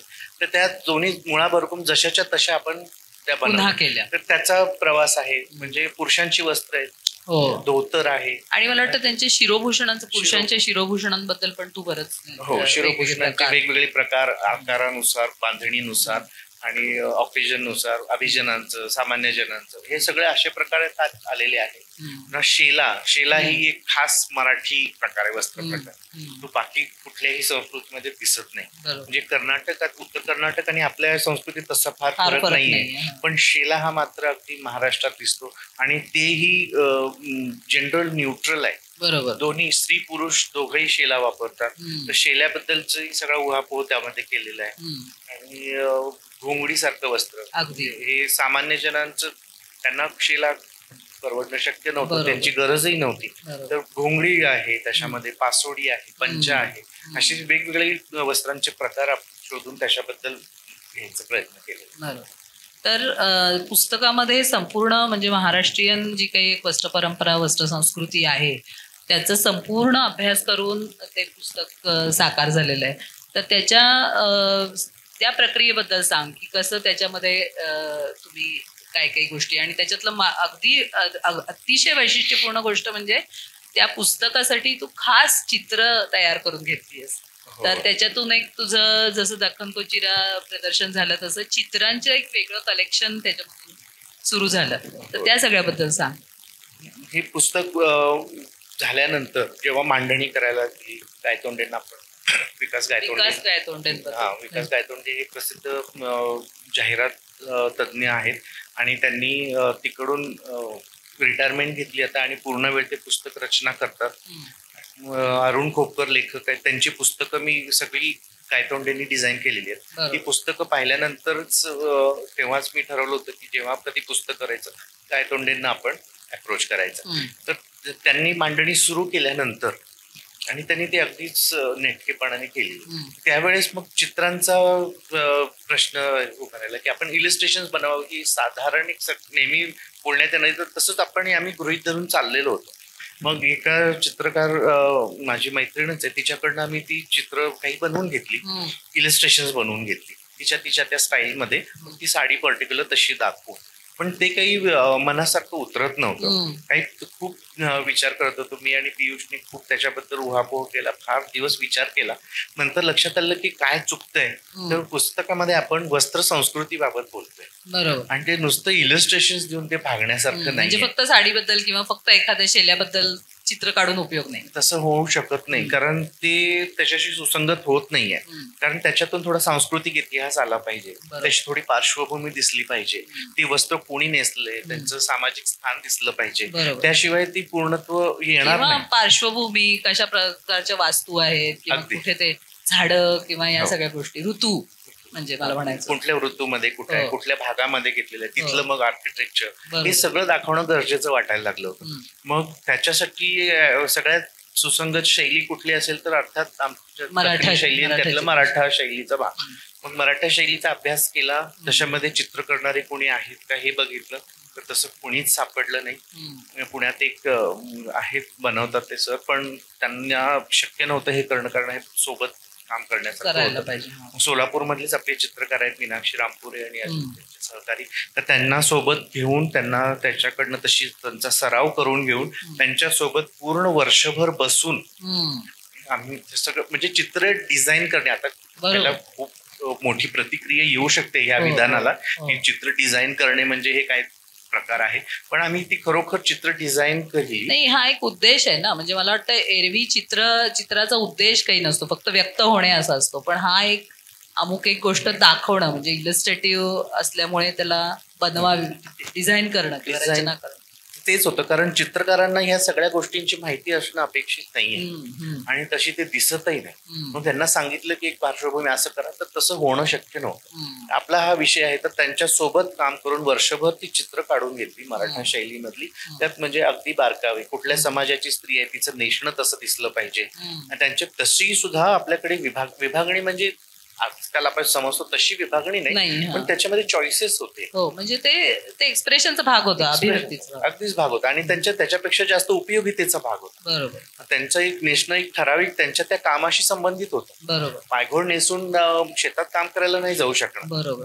पण ह्या गोष्टी तिच्यात दाखवणं हे महत्वाचं होतं. त्याच्यामुळे ही मराठा चित्रशैली आत्मसात करायचा प्रयत्न करून ते सगळं त्या चित्रामधनं उतरलेलं प्रयत्न करू शकत होतो आम्ही. तसं केलं ते आणि आम्हालाही खूप आवडली चित्र.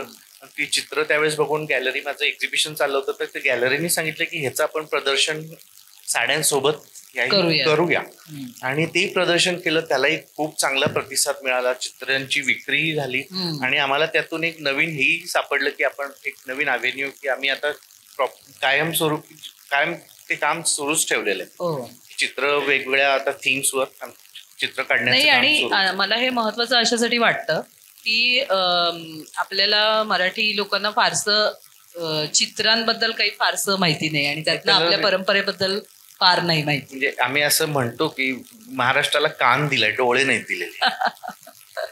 बरोबर आहे, कारण आपलं संगीत खूप उच्च दर्जाचं आहे आणि त्या मानाने आपलं व्हिज्युअल आर्ट्स जरा मागे आहेत. तर त्याच्यात आपण बघतो आता ही मराठा चित्रशैलीतली चित्र आपण राजवाड्यामध्ये किंवा पुण्यात सुद्धा तसे फार राहिलेलं नाही.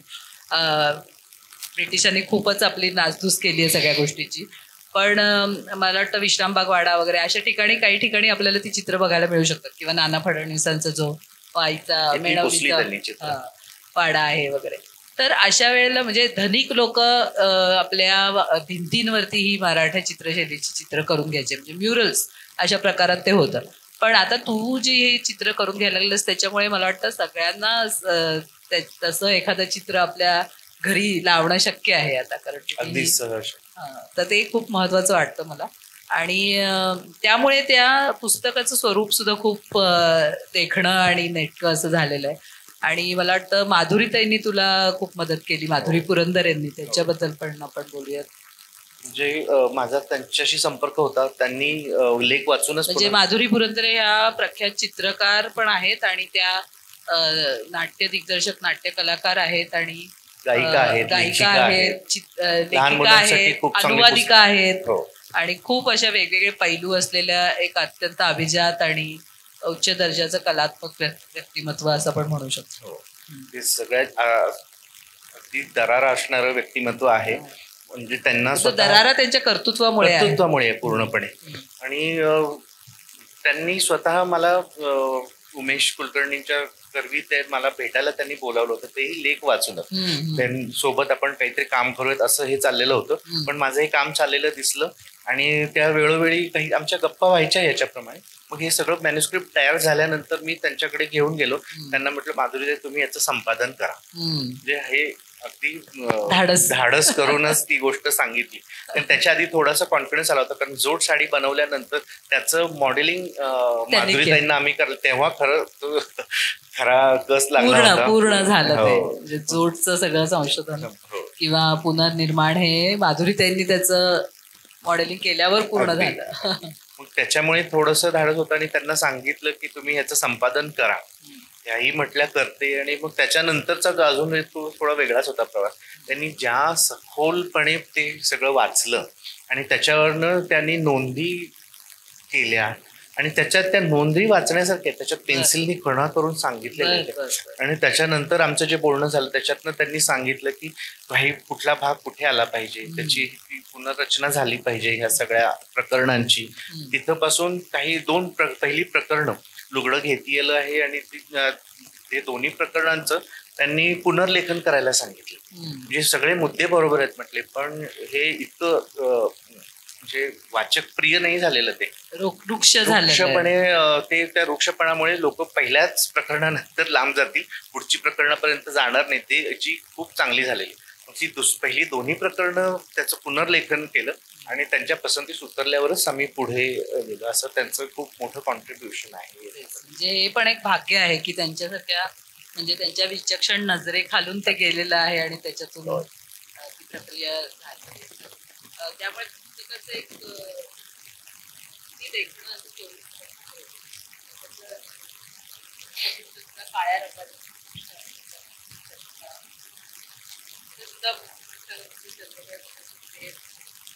पण ते फक्त चंद्रकळा नाहीये. ते थोडंसं पुढची प्रकरणं वाचल्यावर ते उलगडतं. त्याच्यामध्ये असं आहे, आपल्याकडे एक खूप चांगली प्रथा होती. म्हणजे प्रत्येक द्वितीयेच्या म्हणजे शुद्ध द्वितीयेच्या चंद्रकोरीला आपण आपल्या नेसलेल्या वस्त्राचा, जे धोतर असेल, साडी असेल, उपकरण असेल, शेला असेल, त्या वस्त्राचा एक धागा काढायचा आणि त्या चंद्राला अर्पण करायचा आणि त्याच्याकडे प्रार्थना करायची की तू जसं वर्धिष्णू आहेस, तू वाढतोस तसा आमचा वस्त्रसंग्रह वाढू दे, म्हणजे जुनं घे नवीन दे, अशी प्रथा होती आपल्याकडे. मलाही आठवतंय. पण नवीन वस्त्र घातल्यानंतर तो धागा अर्पण करायचा चंद्राला. द्वितीयेला म्हणजे मला वाटतं आपण औक्षण करताना सुद्धा आपल्याकडे ती परंपरा आहे की देवाला औक्षण करून झाल्यावर दुसऱ्या कुणाला करायच्या आधी आपण आधी चंद्राला औक्षण करतो आणि मग आपण घरात आपल्याला कोणाला औक्षण करायचं असेल तर करतो. तर तसं ती एक म्हणजे महाराष्ट्रात एक प्रकारे ती वस्त्र देवता आहे. त्याच्यामुळे तो चंद्र तिथे आहे. चंद्रकळेचा तर तो टोन्स आहेतच त्याच्यामध्ये, पण वस्त्र देवता हे स्वरूप अधोरेखित करण्यासाठी. आणि काळा रंग हे फक्त निळ्या म्हणजे बऱ्याच वेळेला मला वाटतं चंद्र आणि वस्त्र हे थोडं सिनॉनिमसली म्हणजे एकच त्याचा अर्थ असल्यासारखं तू वापरलेला आहेस. तो चंद्राचा आणि महाराष्ट्रातल्या सगळ्या परंपरांचं आणि लोकांचं एक वेगळंच नातं आहे. म्हणजे आपण दुसऱ्या कोणत्याही संस्कृतीमध्ये स्त्री आणि पुरुष दोघेही माथ्यावर चंद्र मिरवत नाही.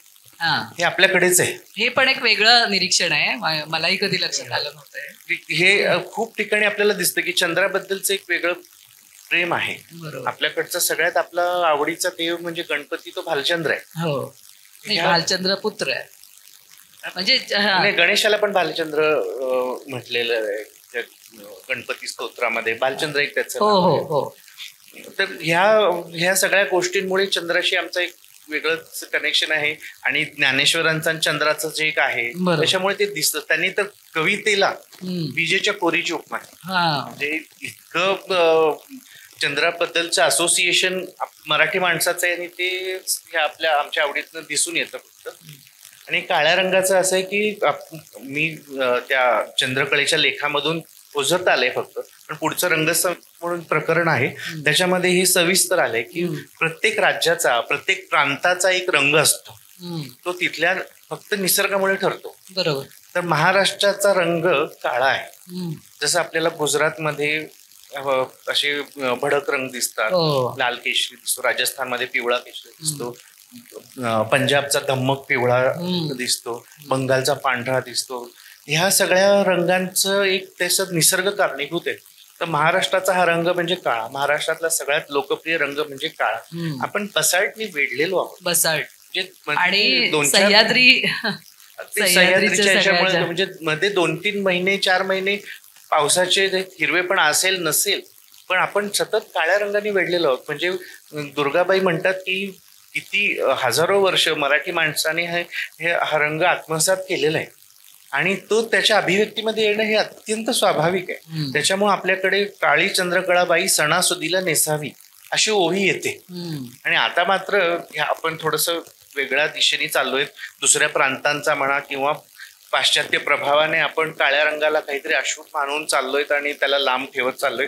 ह्याबद्दलही एक थोडस नाही, मला असं वाटतं की हे संशोधन करून आणि हे करून हे जर असं पुढे आलं एखाद्या पुस्तकामधून किंवा आता तू सांगत असतोस तुझ्या सगळ्या निर्मितीमधून पण तू व्यक्त होत असतोस, तर ह्या सगळ्या गोष्टी जर पोचल्या व्यवस्थितपणे तर मला वाटतं तो जो एक आपण त्याला वेगळं ठेवलेलं आहे काळ्या रंगाला ते हळूहळू कमी होईल. पण असं आम्हाला सांगणारं पण कोणीतरी पाहिजे ना, सांगतोयस तसं. तर मला वाटतं पुस्तकाबद्दल आपण थोडंसं आता शेताकडे येताना वेळ आहे आपल्याकडे.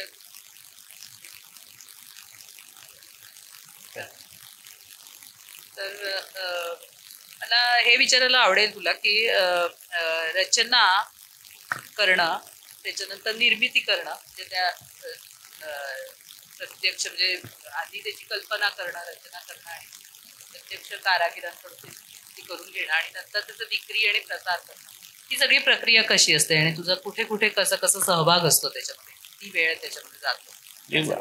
आधी अर्थातच संकल्पना आहे ते, मग त्याच्या शक्यता त्याची अभिव्यक्ती करताना रूपाचा जेव्हा विचार करतो तेव्हा ते तांत्रिकतेचा विचार आधी महत्वाचा असतो की आपण जे विणणार आहोत ते त्या तांत्रिकतेत बसतं का.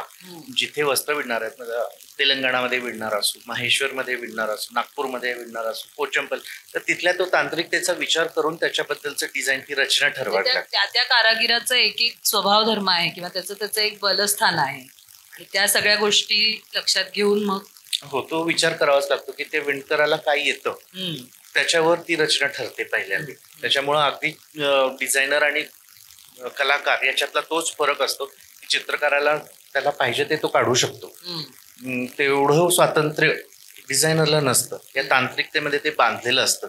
जो कारागीर असतो त्याच्या स्किलवर आपण काम करू शकतो. त्याच्या स्किलचा वाढवणे एक नंतरचा भाग झाला. नाही, नंतरचा म्हणजे तुझ्या संपूर्ण कारकिर्दीत तोच सगळ्यात महत्वाचा भाग राहिलेला आहे की त्या कारागिरांना तयार करणं आणि त्यांना काय प्रोत्साहन देऊन तुम्ही हे करू शकता असा विश्वास देऊन वेगवेगळ्या गोष्टी करून घेणं, म्हणजे त्या आपल्या मर्यादा ढकलत राहणे हे तर आपलं सातत्याचं काम असतं. पण त्याच्यामुळे रचनेमध्ये ह्या गोष्टी येतात आणि त्याच्यानंतर निर्मितीचा भाग येतो. निर्मिती आणि रचना ही अशी एका प्रकारे संलग्नच असते एकमेकांशी. त्याच्या वेगळा विचार असा असू शकत नाही. फक्त आधी थीम ठरवताना याला आपण वाचन करतो, काही बघितलेलं असतं, काही संगीत ऐकलेलं असतं, कुठे काही आर्किटेक्चर बघितलेलं असतं, काही मंदिरं बघितलं, याच्यातला कुठल्या ना कुठल्या त्यात काही तरी तिची थीम ठरते आणि मग ती अशी पुढे नेली जाते. त्याच्यानंतर विक्रीचा भाग असतो. त्यासाठी आम्ही पहिली गोष्ट आधी करायचो की प्रदर्शनं करायचं वेगवेगळ्या ठिकाणी जाऊन आणि ते प्रदर्शनांमधूनच विक्री करायचो. मग नंतर आता अलीकडे प्रदर्शनं कमी केली आणि समाज माध्यमांवर ऑनलाईन विक्रीवर आमचा भर असतो आणि समाज माध्यमांमधूनच त्याच्याबद्दलची माहिती देणे हाच त्याचा प्रसाराचा एक भाग असतो. पण काही चांगले योग होते म्हणून वेगवेगळ्या ठिकाणी मला बोलायलाही मिळालं. त्या ठिकाणी व्यासपीठावर जसं छत्रपती शिवाजी संग्रहालयामध्ये असेल किंवा एशियाटिक लायब्ररी असेल, अशा ठिकाणी बोलायला आणि आपल्या विचार आणि आपल्या कल्पनांबद्दल बोलायची संधी मिळते. असाही प्रसार आपण करू शकतो. या सगळ्या तुझ्या अत्यंत सृजनात्मक कामामुळे तुला 1-2-3 चांगल्या संधी मिळालेल्या आहेत. मला ते भावना सोमय्यांसाठी तू जे काही एक वृंदा सोमय्या त्याच्या मुलीचं नाव भावना, वृंदा सोमय्यांसाठी तू जे केलंस टाटा हाऊससाठी आणि नंतर विमेन इन डिझाईनसाठी पण तू केलंस, तर त्या दोन्ही गोष्टींबद्दल थोडं. म्हणजे वृंदा सोमय्या हे पहिल्या प्रदर्शनातच आल्या होत्या आणि वृंदा सोमय्या हे एक मोठ्या आर्किटेक्ट आहेत, म्हणजे भारतातल्या पहिल्या पिढीच्या आर्किटेक्ट आपण म्हणू, आणि त्यांनी खूप चांगली कामं केलेली आहेत आणि अलीकडच्या काही 20 वर्षात त्यांनी कॉन्झर्वेशन किंवा पुनरुज्जीवन इमारतींचं वेगवेगळ्या याच्यामध्ये जास्त त्यांचं काम आहे आणि खूप महत्त्वाच्या इमारतींचं पुनरुज्जीवन ज्याच्यात एक टाटा हाऊस पण आहे. तर त्यांनी केलेलं आहे आणि अलीकडेच त्यांना अमेरिकन आर्किटेक्ट सोसायटीनी फेलो म्हणून त्यांची निवड केली. त्याच्या दुसऱ्याच आहेत त्या भारतात. भारतातल्या ते दुसऱ्याच, म्हणजे खूप महत्वाचं असं व्यक्तिमत्व. आणि त्या पहिल्या प्रदर्शनापासून विनय सांगतो तसं त्याच्याशी जोडल्या गेल्या. कोणत्याही महत्वाच्या प्रसंगासाठी ते आपलीच साडी नेसतात. ते आम्ही अगदी आनंदाने सगळीकडे सांगत असतो. त्यांचं सगळं एक्झिबिशन आणि त्या साड्याच नेसतात, म्हणजे साड्याच नेसतात त्या, फक्त साड्याच नेसतात. आणि त्या एक्झिबिशन बघितल्यावर त्यांचं पहिलं उद्गार होता की Vinay your designs are very architecture. त्याच्यामुळे त्यांना खूप मोठी कॉम्प्लिमेंट आहे. त्याच्यामुळे त्यांच्याशी सतत संपर्क असतो, त्यांच्या नवीन डिझाईन शेअर करणे. आणि तर त्याच्यामध्ये ते जेव्हा बॉम्बे हाऊस हे जे टाटांचं हेडक्वार्टर आहे फोर्टला, तर त्याचं नूतनीकरण चालू होतं. तर त्यावेळेस त्यांनी मला सांगितलं की ह्याच्या प्रवेशाच्या तिथं एंट्रन्सच्या लॉबीमध्ये मला तुझं टेक्स्टाईल इन्स्टॉलेशन हवंय. आणि मग आम्ही त्याच्या थीमवर चर्चा केली, काय थीम करता येईल. आणि मग त्यांनी माझे विचार ह्या थीम मध्ये तुला टेक्स्टाईल मध्ये काय दाखवता येईल. अर्थात त्यांचं एक्सप्रेशन पूर्णपणे समकालीन आहे आणि समकालीन पण काम सोबतच कायम चालू असतं. तर त्याच्यामध्ये मग आम्ही भारतातल्या सगळ्या प्रकारची रेशम, 6 प्रकारची जी महत्वाची रेशम आहे ती रेशम घेऊन आपल्या भागातली, म्हणजे गदवालची आणि सोलापुरात पण आधी तसे विणकर होते, इंटरलॉकिंग करणारे, फ्री शटलनी विणणारे. तर त्या टेक्निकचा वापर करून आणि डाईंगचे वेगवेगळे वापर करून असे पॅनल्सचं एक इन्स्टॉलेशन बनवलं. त्याच्यामध्ये कलर तेच होते, म्हणजे निळा आणि बर्गंडी कलर, त्या दोन्हीच्या कॉम्बिनेशन मधून वेगवेगळ्या डाईंग आणि प्रत्येक पॅनलला वेगळंच रेशम, अशा प्रकारचं एक इन्स्टॉलेशन बनवलं. आणि ते त्यांच्या एंट्रन्स मध्ये होतं आणि त्याचं उद्घाटन रतन टाटांनी केलं होतं त्यावेळेस. हा मोठा एक भाग्ययोग होता. आणि त्याच्यानंतर women in design he conference त्यांनी आयोजित केली होती 2020 जानेवारीमध्ये. जगातल्या सगळ्याच महत्वाच्या वास्तुरचनाकार स्त्रिया आणि डिझायनर्स यांची कॉन्फरन्स होती. त्याच्यामध्ये त्यांचं काम आहे, सगळ्यांचंच काम दाखवलं जाणार होतं. त्याच्यासाठी त्यांनी पुन्हा इन्स्टॉलेशन करायला मला सांगितलं आणि आम्ही आमच्या त्या स्त्री विणकरांकडूनच करून घेतलं. अरे वा, फार महत्वाची गोष्ट. आणि ते त्याच्यामधून वेगवेगळे आर्किटेक्चरल स्पेसेस आपल्याला टेक्स्टाईल मधून समकालीन रचनेद्वारे कसं दाखवता येईल ही त्याची थीम होती. आणि ते खूप चांगला प्रतिसाद त्यालाही मिळाला आणि ते कालाघोडा फेस्टिवलच्या एका इन्स्टॉलेशन म्हणून ते पुन्हा कंटिन्यू केलं गेलं. इथेच त्याच ह्याच्यात मी मॅक्स मिलर भवनमध्ये. तर एक थोडासा हे करण्यासाठी थोडासा बदल आपल्या लईमध्ये, तर मी तुला एक जलद उत्तर फेरी, म्हणजे जलद प्रश्न विचारणार आहे आणि त्याचं उत्तर जलद देणं अपेक्षित आहे. तर असं एक 4-5 प्रश्न तुला विचारते आणि मग आपण कार्यक्रमाच्या शेवटाकडे येऊया. तर सुरुवात करूया सोलापूरपासून. सोलापुरात वस्त्ररचनाकार म्हणून राहणं हे शाप आहे की वरदान आहे? वरदान आहे. अरे वा. याची कारणही सांगता येतील, फक्त सोलापूरकरांना खुश करण्यासाठी नाहीये. सोलापूरमध्ये आपल्याला एक चांगली स्पेस मिळते, पेस मिळते, अगदी छान शांत ठाय लईमध्ये आपण इथे काम करू शकतो. मुंबईमध्ये सतत धावपळ, बाकीचे सगळे लोक धावत असतात म्हणून आपण पण धावायला, म्हणजे निर्मितीला पुरेसा वेळ देता येत नाही. आणि त्याचे तिथले कमर्शियल कंपल्शन फार असतात. त्याच्यानुसार मग तुम्हाला तिथे डायल्यूट करणं हे येतच. तो भाग टाळला जातो सोलापुरात. आणि सोलापुरात राहिल्यामुळं बाहेरच्या लोकांना खूप उत्सुकता वाटते कामाबद्दल की अरे अशा छोट्या शहरात राहून काय काम करतात. You are not easily available to them म्हणून. आणि त्याच्यामुळे कुठेतरी सोलापूरला जावं लागतं विनयला भेटायला, त्यामुळे तो एक्झॉटिसिझम येतो त्याच्यात. त्यामुळे खूप वेगवेगळे प्रकारचे लोक येतात आपल्याकडे आणि ते खूप छान अनुभव असतो. रचना, निर्मिती, विक्री, प्रसार यातली कुठली गोष्ट तुला जास्त आवडते? रचना आणि निर्मिती. अर्थातच. तू स्वतःला काय मानतोस, कलाकार की उद्योजक? रचनाकार. कलाकाराचं आपण मगाशीच आपण म्हटलं, रचनाकार ही वेगळीच जमात आहे. आणि कारण काय होतं, रचनाकारांना एक ऍडव्हान्टेज असतो की मी आता फक्त वस्त्र बनवायचं नाही, आता मला चित्रांची संधी मिळाली, मी चित्रही बनवतोय, आम्ही शिल्पही बनवतोय. हो. आणि मला वाटतं तू फर्निचर आणि ह्याच्यामध्ये पण काहीतरी करत असतोस थोडं. ते प्रोफेशनल नाहीये, पण मला अनुभव आमचा सांगावासा वाटतो की त्याचं घर जेव्हा आम्ही करत होतो त्यावेळेला जे इनपुट्स किंवा त्या ज्या स्पष्ट कल्पना होत्या घराबद्दल किंवा फर्निचरबद्दल वगैरे, त्याच्यातून मला तो दिसतोय. म्हणजे कधीतरी फ्युचरमध्ये भावी याच्यामध्ये ते पण रूप तू कदाचित धारण करशील. कदाचित. त्यामुळे रचनाकार, कलाकारही आणि उद्योजक याच्यामध्ये काय, म्हणजे त्या एखादा उद्योग चालवणं, कारण आता तू पूर्ण वेळ रचनाकार, निर्माण करता आणि हे पण आहेस, उद्योजक पण आहेस, तर ते कसं बॅलन्स करतो? I would set an bad example for this. म्हणजे मला त्यातलं खरंच काही समजत नाही, आणि तसंच जर तो ते अंग असतं तर व्यावसायिकता अजून खूप चांगल्या पद्धतीने, व्यावसायिकता म्हणजे कमर्शियलनेस तो झाला असता, पण तो भाग आता पियुष सांभाळते, त्याच्यामुळे मला त्याच्यापासून शक्य तेवढं लांब राहता येते. म्हणजे त्याच्यात तू स्वतःला फार मार्क देणार नाहीस? नाही, निगेटिव्ह मध्ये जाईल ते. अच्छा. टाइम कॅप्सूलमध्ये समजा तुला संधी मिळाली की एकच वस्त्र निवडायचे आणि ते ठेवायचे टाइम कॅप्सूलमध्ये, तर तू काय निवडशील? पैठणी. बर. मला वाटलं होतं की चंद्रकळा निवडशील.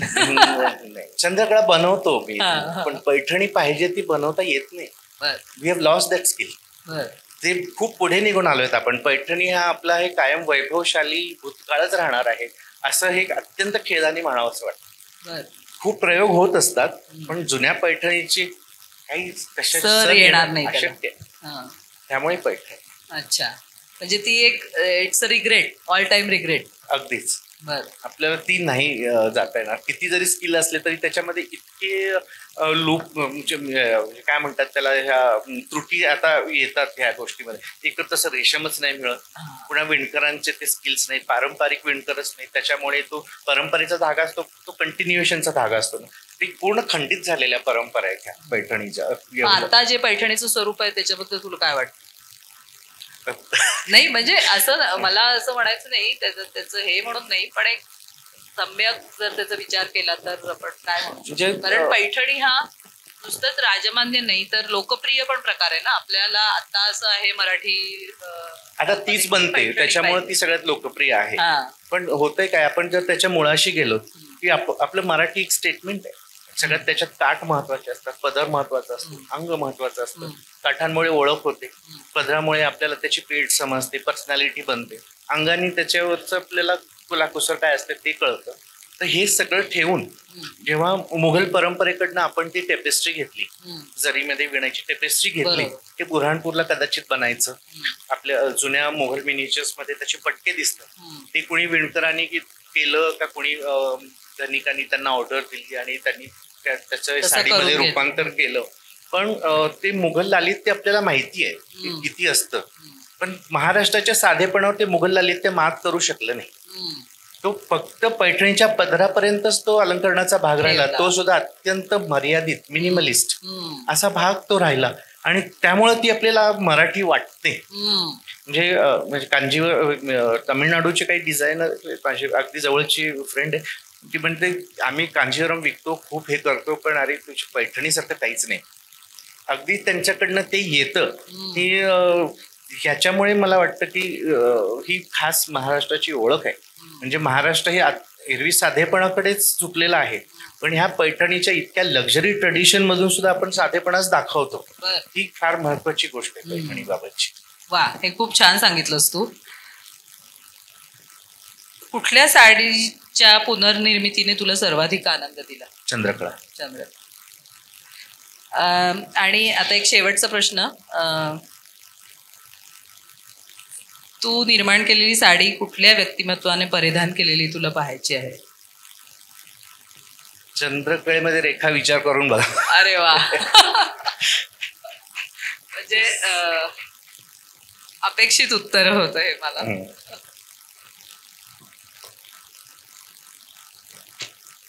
आणि मी शुभेच्छा देते. मला असं वाटतं की हे होईल कधीतरी साध्य. आणि मागे एकदा बोलताना लता मंगेशकरांचा पण तू उल्लेख केला होतास. नाहीयेत आता नाही आहेत, पण म्हणजे ती एक होती, इच्छा होती. आता सांग की साडी कशी बघावी, म्हणजे आता एक छोटासा, म्हणजे 2-3 मिनिटामध्ये इथे सगळ्या बसलेल्या रसिकांना की साडीमध्ये काय बघावं, कशी अप्रिशिएट करावी असं मला म्हणायचं, म्हणजे त्याचा आस्वाद कसा घ्यावा किंवा आता एक हे पुन्हा या प्रश्नात थोडीशी मर्यादा घालून आपण उत्तर देऊ, म्हणजे ते लवकर होईल. चालेल. की मराठी साडी कशी हे करावी, असावी. अप्रिशिएट हा, करावी. बरोबर. तर मराठी साडी आपण बघताना पहिल्यांदा काठ बघितलं जातं. काठाचा कोणता प्रकार आहे. मराठी साडींची बहुतांश नावं काठावर आली असतात. बरोबर. करवत काठी आहे, कटार काठी आहे, हे अशा काठांच्या प्रकाराने या साड्या ओळखल्या जातात. आणि तो प्रकार माहिती व्हायला पाहिजे तर आपण मराठी साड्या ओळखू शकतो. त्याच्यानंतर दुसरा प्रकार त्यातला फॅक्टर येतो पदराचा. पदराने त्याची साडीची पर्सनॅलिटी बनते आणि ती कुठं बनली ती पेठही कळते, म्हणजे कशा प्रकारचे पट्टे. आपल्याकडे गंडेरी पदर हा सगळ्यात महत्वाचा स्थायी भाव असलेला मराठी साडीचा तो गंडेरी पदर आहे. गंडेरी पदर म्हणजे काय, तर स्ट्राईप्स असतात आडव्या, त्याच्यात त्या स्ट्राईपमध्ये कधी टोकं असतात, इरकलच्या साडीला असतात तशी टोकं, म्हणजे टोक पदर असतो, कधी टोकं नसतात. तरी सुद्धा हे नुसते पट्टे असून सुद्धा अगदी हम्पी होसपेठ पासून ते चंदेरी पर्यंत एवढ्या सगळ्या पट्ट्यामध्ये प्रत्येक पेठीचा वेगळा पदर आहे. प्रत्येक पदराच्या थोड्याशा त्याच्यामध्ये रुंदीमध्ये फरक पडतो, त्याच्यामध्ये इन्सर्ट केलेल्या छोट्याशा अगदी रेषा असतात, त्याच्याने फरक पडतो. त्याच्याने म्हणजे आपल्याला इंदुरी साडी पटकन पदरावरनं कळते की ही इंदुरी आहे, ही इरकल आहे, ही नाशिकची आहे. ही सोलापूरच्या साडीला पण आपल्याला टोक असायची, पण पुन्हा त्यातली ते फरक असल्यामुळे इरकलच्या साडीतला आणि सोलापूर साडीतलाही फरक सांगता यायचा. हे हा भाग आहे. त्याच्यामुळे पदर जाणं, पैठणीचा पदर मात्र वेगळा असतो. आपल्याला माहिती आहे की तो जसं जरतारी भरजरी पदर असतो.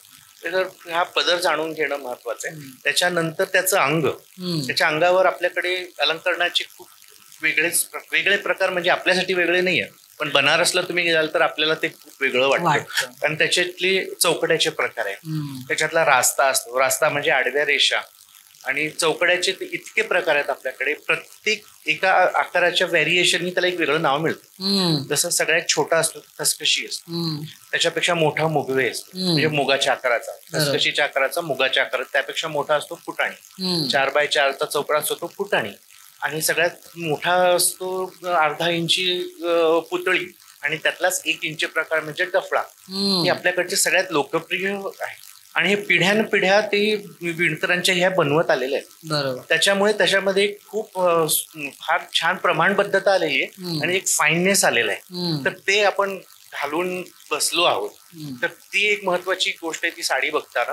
आणि रंग अर्थातच वैयक्तिक आवड असते त्या रंगांची, तरी पण एक मेलो कलर्स, सौम्य कलर्स, अति मवाळे शोभती अशी एक मुक्तेश्वरांची ओळ आहे, ती मला इथे लागू करावीशी वाटते. म्हणजे मराठी रंग काय, अति मवाळे शोभती, त्यामुळे तो मवाळपणा रंगांमध्ये आहे, ही मराठी साड्यांची ओळख आहे. कदाचित इथला उन्हाचा जो काही त्याचा जो हे आहे, ब्राईटनेस आपण म्हणू की तेजस्वीपणा आहे उन्हाचा, त्याच्यामुळे कदाचित तसे रंग घालतात का किंवा काय? नाही, बाकीचे जे गडद रंगाचं जे आपलं बाजूचं जे पार्श्वभूमी आहे, तर त्याच्यामध्ये काळा रंग, कुठलाही रंग गडद करत त्याच्यामध्ये काळा रंगाचा एलिमेंट येतो. तो काळाच पसरलेला आहे सगळीकडे, त्याच्यामुळे आपले सगळे रंग मवाळ आहेत. आणि इथे तुम्ही तेच ऊन इथेही आहे, गुजरातमध्ये, राजस्थानमध्ये जास्त, पण तिथे ब्राईट आहे, तिथे काळा नाही आहे. तिथे प्रकाशाचं प्राबल्य इतके की काळा अंधाराचं त्यांना भीतीच वाटते. त्याच्यामुळे अंधार अशुभ आहे त्यांच्यासाठी. त्याच्यामुळे तो काळ्याचा एलिमेंट त्यांच्यामध्ये येत नाही. आपल्यामध्ये सगळ्या रंगांमध्ये ती छटा येते, त्याच्यामुळे तो मवाळपणा आलेला आहे. हे रंगांबाबत आपण इथल्या म्हणू शकतो. आणि सगळ्यात छान आधी बघितलं पाहिजे साडीचा फॉल बघितला पाहिजे, किती छान फॉल, पोत कसा आहे. फॉल बघण्यासाठी पोत माहिती पाहिजे. आपल्याकडचे महत्वाचे पोत म्हणजे सुती, सगळ्यात महत्वाचा सुती, त्याच्यानंतर रेशमी, आणि या दोन्हीच्या कॉम्बिनेशन मधून बनतात ते गर्भरेशमी, निमरेशमी आणि गर्भसुती. हे सगळे अर्थात हे ह्या गोष्टी त्यात आहेत, आपण आता सगळे ह्या डिस्कस नाही करू शकत, पण ह्या अशा पद्धतीने साडी अप्रिशिएट आपल्याला. तेच की, म्हणजे पोत, रंग, काठ, पदर हे आणि अंग हे महत्वाचे पैलू आहेत एखाद्या साडीचे.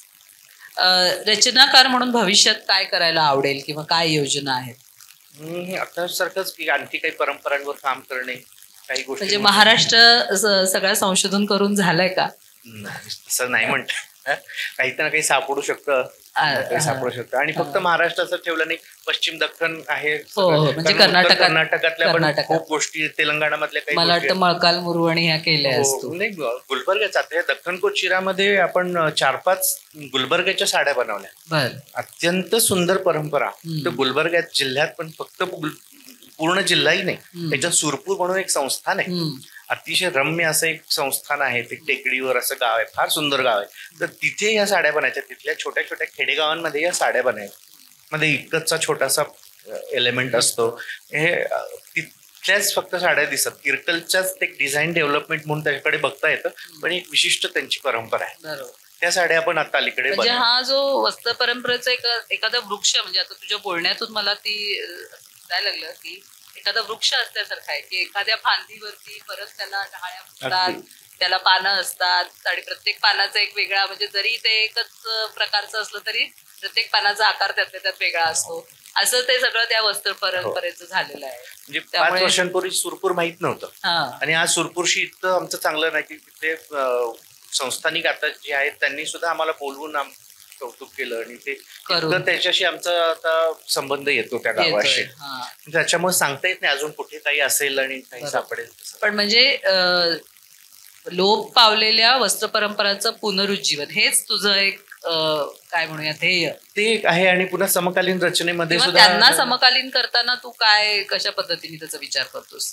असं केलंय का कधी की एखादी पारंपरिक वस्त्र घेऊन त्याला समकालीन करायचं? नाही, म्हणजे बहुतांशी तेच तसंच आहे. मी मगाशी जे 2-3 प्रकार सांगितले ते मुळाभर हुकूम केलेले आहेत. बरोबर. जोट आहे ती मुळाभर हुकूम केलेली आहे, पण चंद्रकळा ही पूर्ण नवीन नवीन आहे. संकल्पना आहे, त्या संकल्पनेच्या आधारे मला जशी निर्मिती करावीशी वाटते तशा प्रकारेच ती केलेली आहे. बरोबर. म्हणजे आजच्या ग्राहकांना जी आवडेल किंवा आजच्या स्त्रियांना जी नेसावीशी वाटेल अशा पद्धतीने त्याचं रूप, तशा पद्धतीने मी बघायला जात नाही की आताच्या तंत्राने काय बनेल, तंत्र किंवा आता अवेलेबल असलेलं साहित्य त्याच्यामधनं काय बनवू शकेल. आणि एखादा उल्लेख सापडतो ओवीमध्ये, जसं एका ओवीमध्ये आहे की काही चंद्रसाडी इन्या राई फुल्या काठ, म्हणजे रोईफुल काठ होते त्याला. ते रोईफुल काठांचे किती प्रकार होते, मग त्या सगळ्यामध्ये आपण चंद्रकळा बनवू शकतो. एका उखाण्यामध्ये काळी चंद्रकळा, तिला मोतीचूर पदर असा उल्लेख आहे. मग ते मोतीचूर पदर शोधताना आम्हाला ते सगळं सुरपूर सापडलं. म्हणजे त्याच्यामुळे त्याचा तो कॉन्सेप्ट घेऊन त्याच्यावर आपण वेगळी निर्मिती ही सतत चालू असते. आणि कोणत्याही परंपरेचा अजिबात प्रभाव नसलेल्या अशा समकालीन रचना पण मी करत असतो. त्याच्यामध्ये काय असतं, पारंपरिक तंत्र असतं. तिथल्या विणकरांच्या ते तंत्रावर त्यांची हुकूमत असते, ती वापरून पूर्ण समकालीन रचना ही आपण बनवू शकतो. तर त्याच्यामध्ये नवीन प्रयोग करणे आहे. आणि अर्थातच चित्रांची आम्हाला खूप गोडी निर्माण झाली. आता चित्रांशिवाय म्हणजे विचारच नाही करत आम्ही. सतत चित्र असतात, चित्र आणि शिल्प, तर ह्याच्यामध्ये काम करणं चालू आहे. एक परिपूर्ण वस्त्र रचनाकार कोणाला म्हणावं? जो परंपरेचा धागा ठेवून आजच्या काळानुरूप रचना करेल, तर अशा प्रकारचा, आणि ज्याच्या कामामध्ये खरं कसबाचा कस लागेल अशा रचनाकाराला आपण परिपूर्ण म्हणू. मग त्या परिपूर्णतेकडे तुझी वाटचाल चालू आहे, तर त्याच्यासाठी तुला खूप शुभेच्छा. थँक्यू. आणि शेवटी मला असं वाटतं की विचारावं की आम्हाला सगळ्यांना तू काय सांगशील, एक संस्कृती म्हणून आम्ही सगळ्या मराठी जनांनी वस्त्रांचा कसा विचार करावा असं तुला वाटतं? जरा होतोय पण नाही, म्हणजे मला आवडेल, कारण खूप आपण समकालीन आहोत आणि समकालीन वस्त्र आपण वापरत असतो, पण तरी सुद्धा एक परंपरेचा धागा आपला सुटू नये आपल्या मुठीतून असं वाटतं. म्हणून कारण तुझा या क्षेत्रामध्ये अभ्यास आहे आणि तू खूप अभ्यासाने हे सगळं म्हणजे पुस्तक तर तू केलेलंच आहेस, पण आता तू जे रचना करतोयस सगळ्या त्या सुद्धा खूप अभ्यासपूर्वक करतोयस. म्हणजे त्या प्रत्येकामागे काहीतरी विचार आहे. तर म्हणून मी तो विचार तुला मागतेय की काय विचार असावा. मला वाटतं की महाराष्ट्राच्या सौंदर्यशास्त्राची मर्मस्थान आपल्याला समजलं पाहिजे, त्याचं बलस्थान समजलं पाहिजे. जसं साधेपणातलं सौंदर्य हे महाराष्ट्राचा एक अंगभूत गुण आहे जो बाकीच्या प्रांतांपेक्षा वेगळा आहे. तर तो आपण आज हरवतोय की काय असं वाटतं. आपले विवाह समारंभ बघता हो. ते फार प्रकर्षाने जाणवतं की आपण महाराष्ट्रात आहोत की पंजाबमध्ये आहोत का कुठल्या भागात आहोत, काय करतोय हे समजत नाही. बरोबर. किंवा आपल्या तो खाण्यामध्ये पण तसंच झालेलं आहे. मराठी पदार्थ का आपल्याला का त्याच्याबद्दल आत्मविश्वास वाटत नाही हेही समजत नाही. तसंच मराठी वस्त्रांबाबतही आहे. तर तितकं साधेपणा जोपर्यंत आपल्या वस्त्रांमध्ये असणार नाही आणि ती साधेपणा म्हणजे कुठल्या गोष्टीच्या अभावाने निर्माण झालेला नाहीये, बरोबर. तर ती एक साध्य केलेली गोष्ट आहे बरोबर. साधेपणा. तर तो जेव्हा ते आपल्या असं म्हणतो ना, simplicity is the most difficult thing to achieve असं म्हणतो अगदीच आपण. अगदी, तर तो तसा साधेपणा आपल्याकडे आहे. तो वारसा आपल्याला घालवून चालणार नाही. बरोबर. आणि तशा प्रकारची वस्त्र निर्मिती व्हायला लागली तर पुन्हा आपलं भावविश्वासी नातं आपले वस्त्र सांगायला लागतील. बरोबर. नाहीतर आज नेसलं की उद्या पुन्हा नाही, लोक बघतील ती साडी म्हणतील नको, असं होत. असं नाही होणार तसं. हा. धन्यवाद विनय. आणि मला असं वाटतं आपण खूप छान, म्हणजे तुझ्या प्रवासाबद्दल पण आपण बोललो, पुस्तकाबद्दल तर आपण बोललोच, आणि मला खात्री आहे हो हो अगदी की प्रेक्षक आपले वाचक, रसिक वाचक या पुस्तकापर्यंत नक्की जातील. आणि त्याच्याबद्दल पण मला सांगायला आवडेल की आज पुस्तकं इथे उपलब्ध आहेत. कार्यक्रमानंतर आपण ते बघू शकता, घेऊ शकता, आणि विनय त्याच्यावर सह्या पण करणार आहे. प्रेक्षकांना काही विचारायचं असेल तर स्वागत आहे. आणि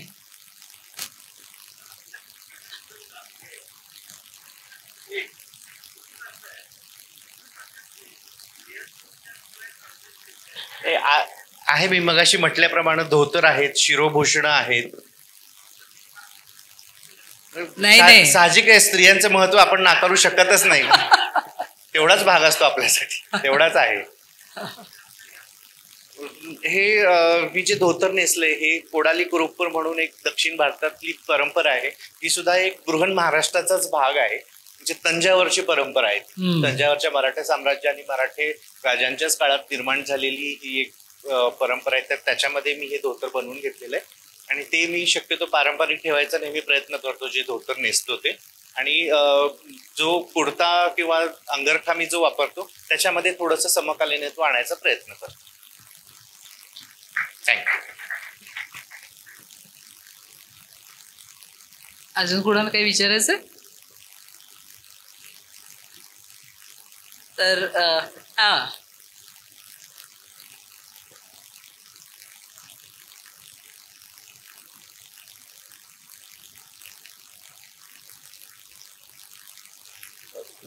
एक मिनिट, मी प्रश्न विचारते सगळ्यांसाठी की तिने असं विचारलं की विव्हर म्हणजे विणकर आणि वापरणारे या दोन्ही गोष्टींबद्दल आपण बोललो, पण पूर्वीच्या काळात पारंपरिक ह्याच्यामध्ये रचनाकार असायचा का, आणि असलं तर काय स्वरूपात असेल? रचनाकार असणार, त्याचं स्वरूप आत्तासारखं नव्हतं. मास्टर विवर आपण ज्याला म्हणतो तो त्यावेळेचा रचनाकार असणार. तो काही रचना देत असणार, काही आता म्हणजे आश्रय देणारी असतात, राजाश्रय असतो. जसं आपल्याकडे पेशव्यांचं पैठणीमध्ये सर्वांगाने कॉन्ट्रीब्युशन आहे. काही एका पत्रामध्ये माधवराव पेशव्यांनी नक्षी काढून दिली की निमोणा काढून देत आहे की म्हणजे धोत्रावर पैठणीच्या काठांवर काय असावा, असं त्यांनी प्रत्यक्ष नक्षी काढून दिलेलं आहे. तर असे काही गोष्टी असू शकतात. आणि बनारसला तर नक्षाबंधांची खूप मोठी परंपरा आहे. त्याच्यावर एक मी एक लेख लिहिला होता, तर ते तिथले डिझायनर्स हे नक्षाबंध म्हणजे तिथे जाला म्हणून पद्धत आहे, जशी आज जॅकॉर्ड म्हणून पद्धत आहे, तर तशी पूर्वीच्या काळी जाला होता. त्याचाही रिवायवलचे बरेच लोक प्रयत्न करताय. तर ते जालामध्ये डिझाईन असायचं, तर ते जाला बनवणारे नक्षाबंध होते.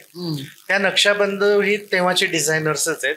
आपल्याकडे मास्टर विवर्सनी कदाचित ते काम केलं असेल, कदाचित एखाद्या विणकराला काही नवीन सुचलं, त्याने ते बनवून दाखवलं आणि ती लोकप्रिय झाली असेल, अशीही शक्यता आहे.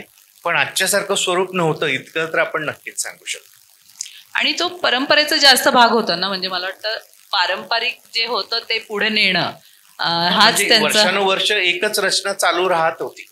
म्हणजे आपण जसं म्हणतो की वेद अपौरुषेय आहेत, तर ते आपल्याला माहिती नाही की कोणी रचना केली. तसं या परंपरा पण तशाच की त्याच्यात बऱ्याच लोकांचं हे असणार, काय योगदान असणार, आणि कोणीच आपलं नाव मागे ठेवलं नाही.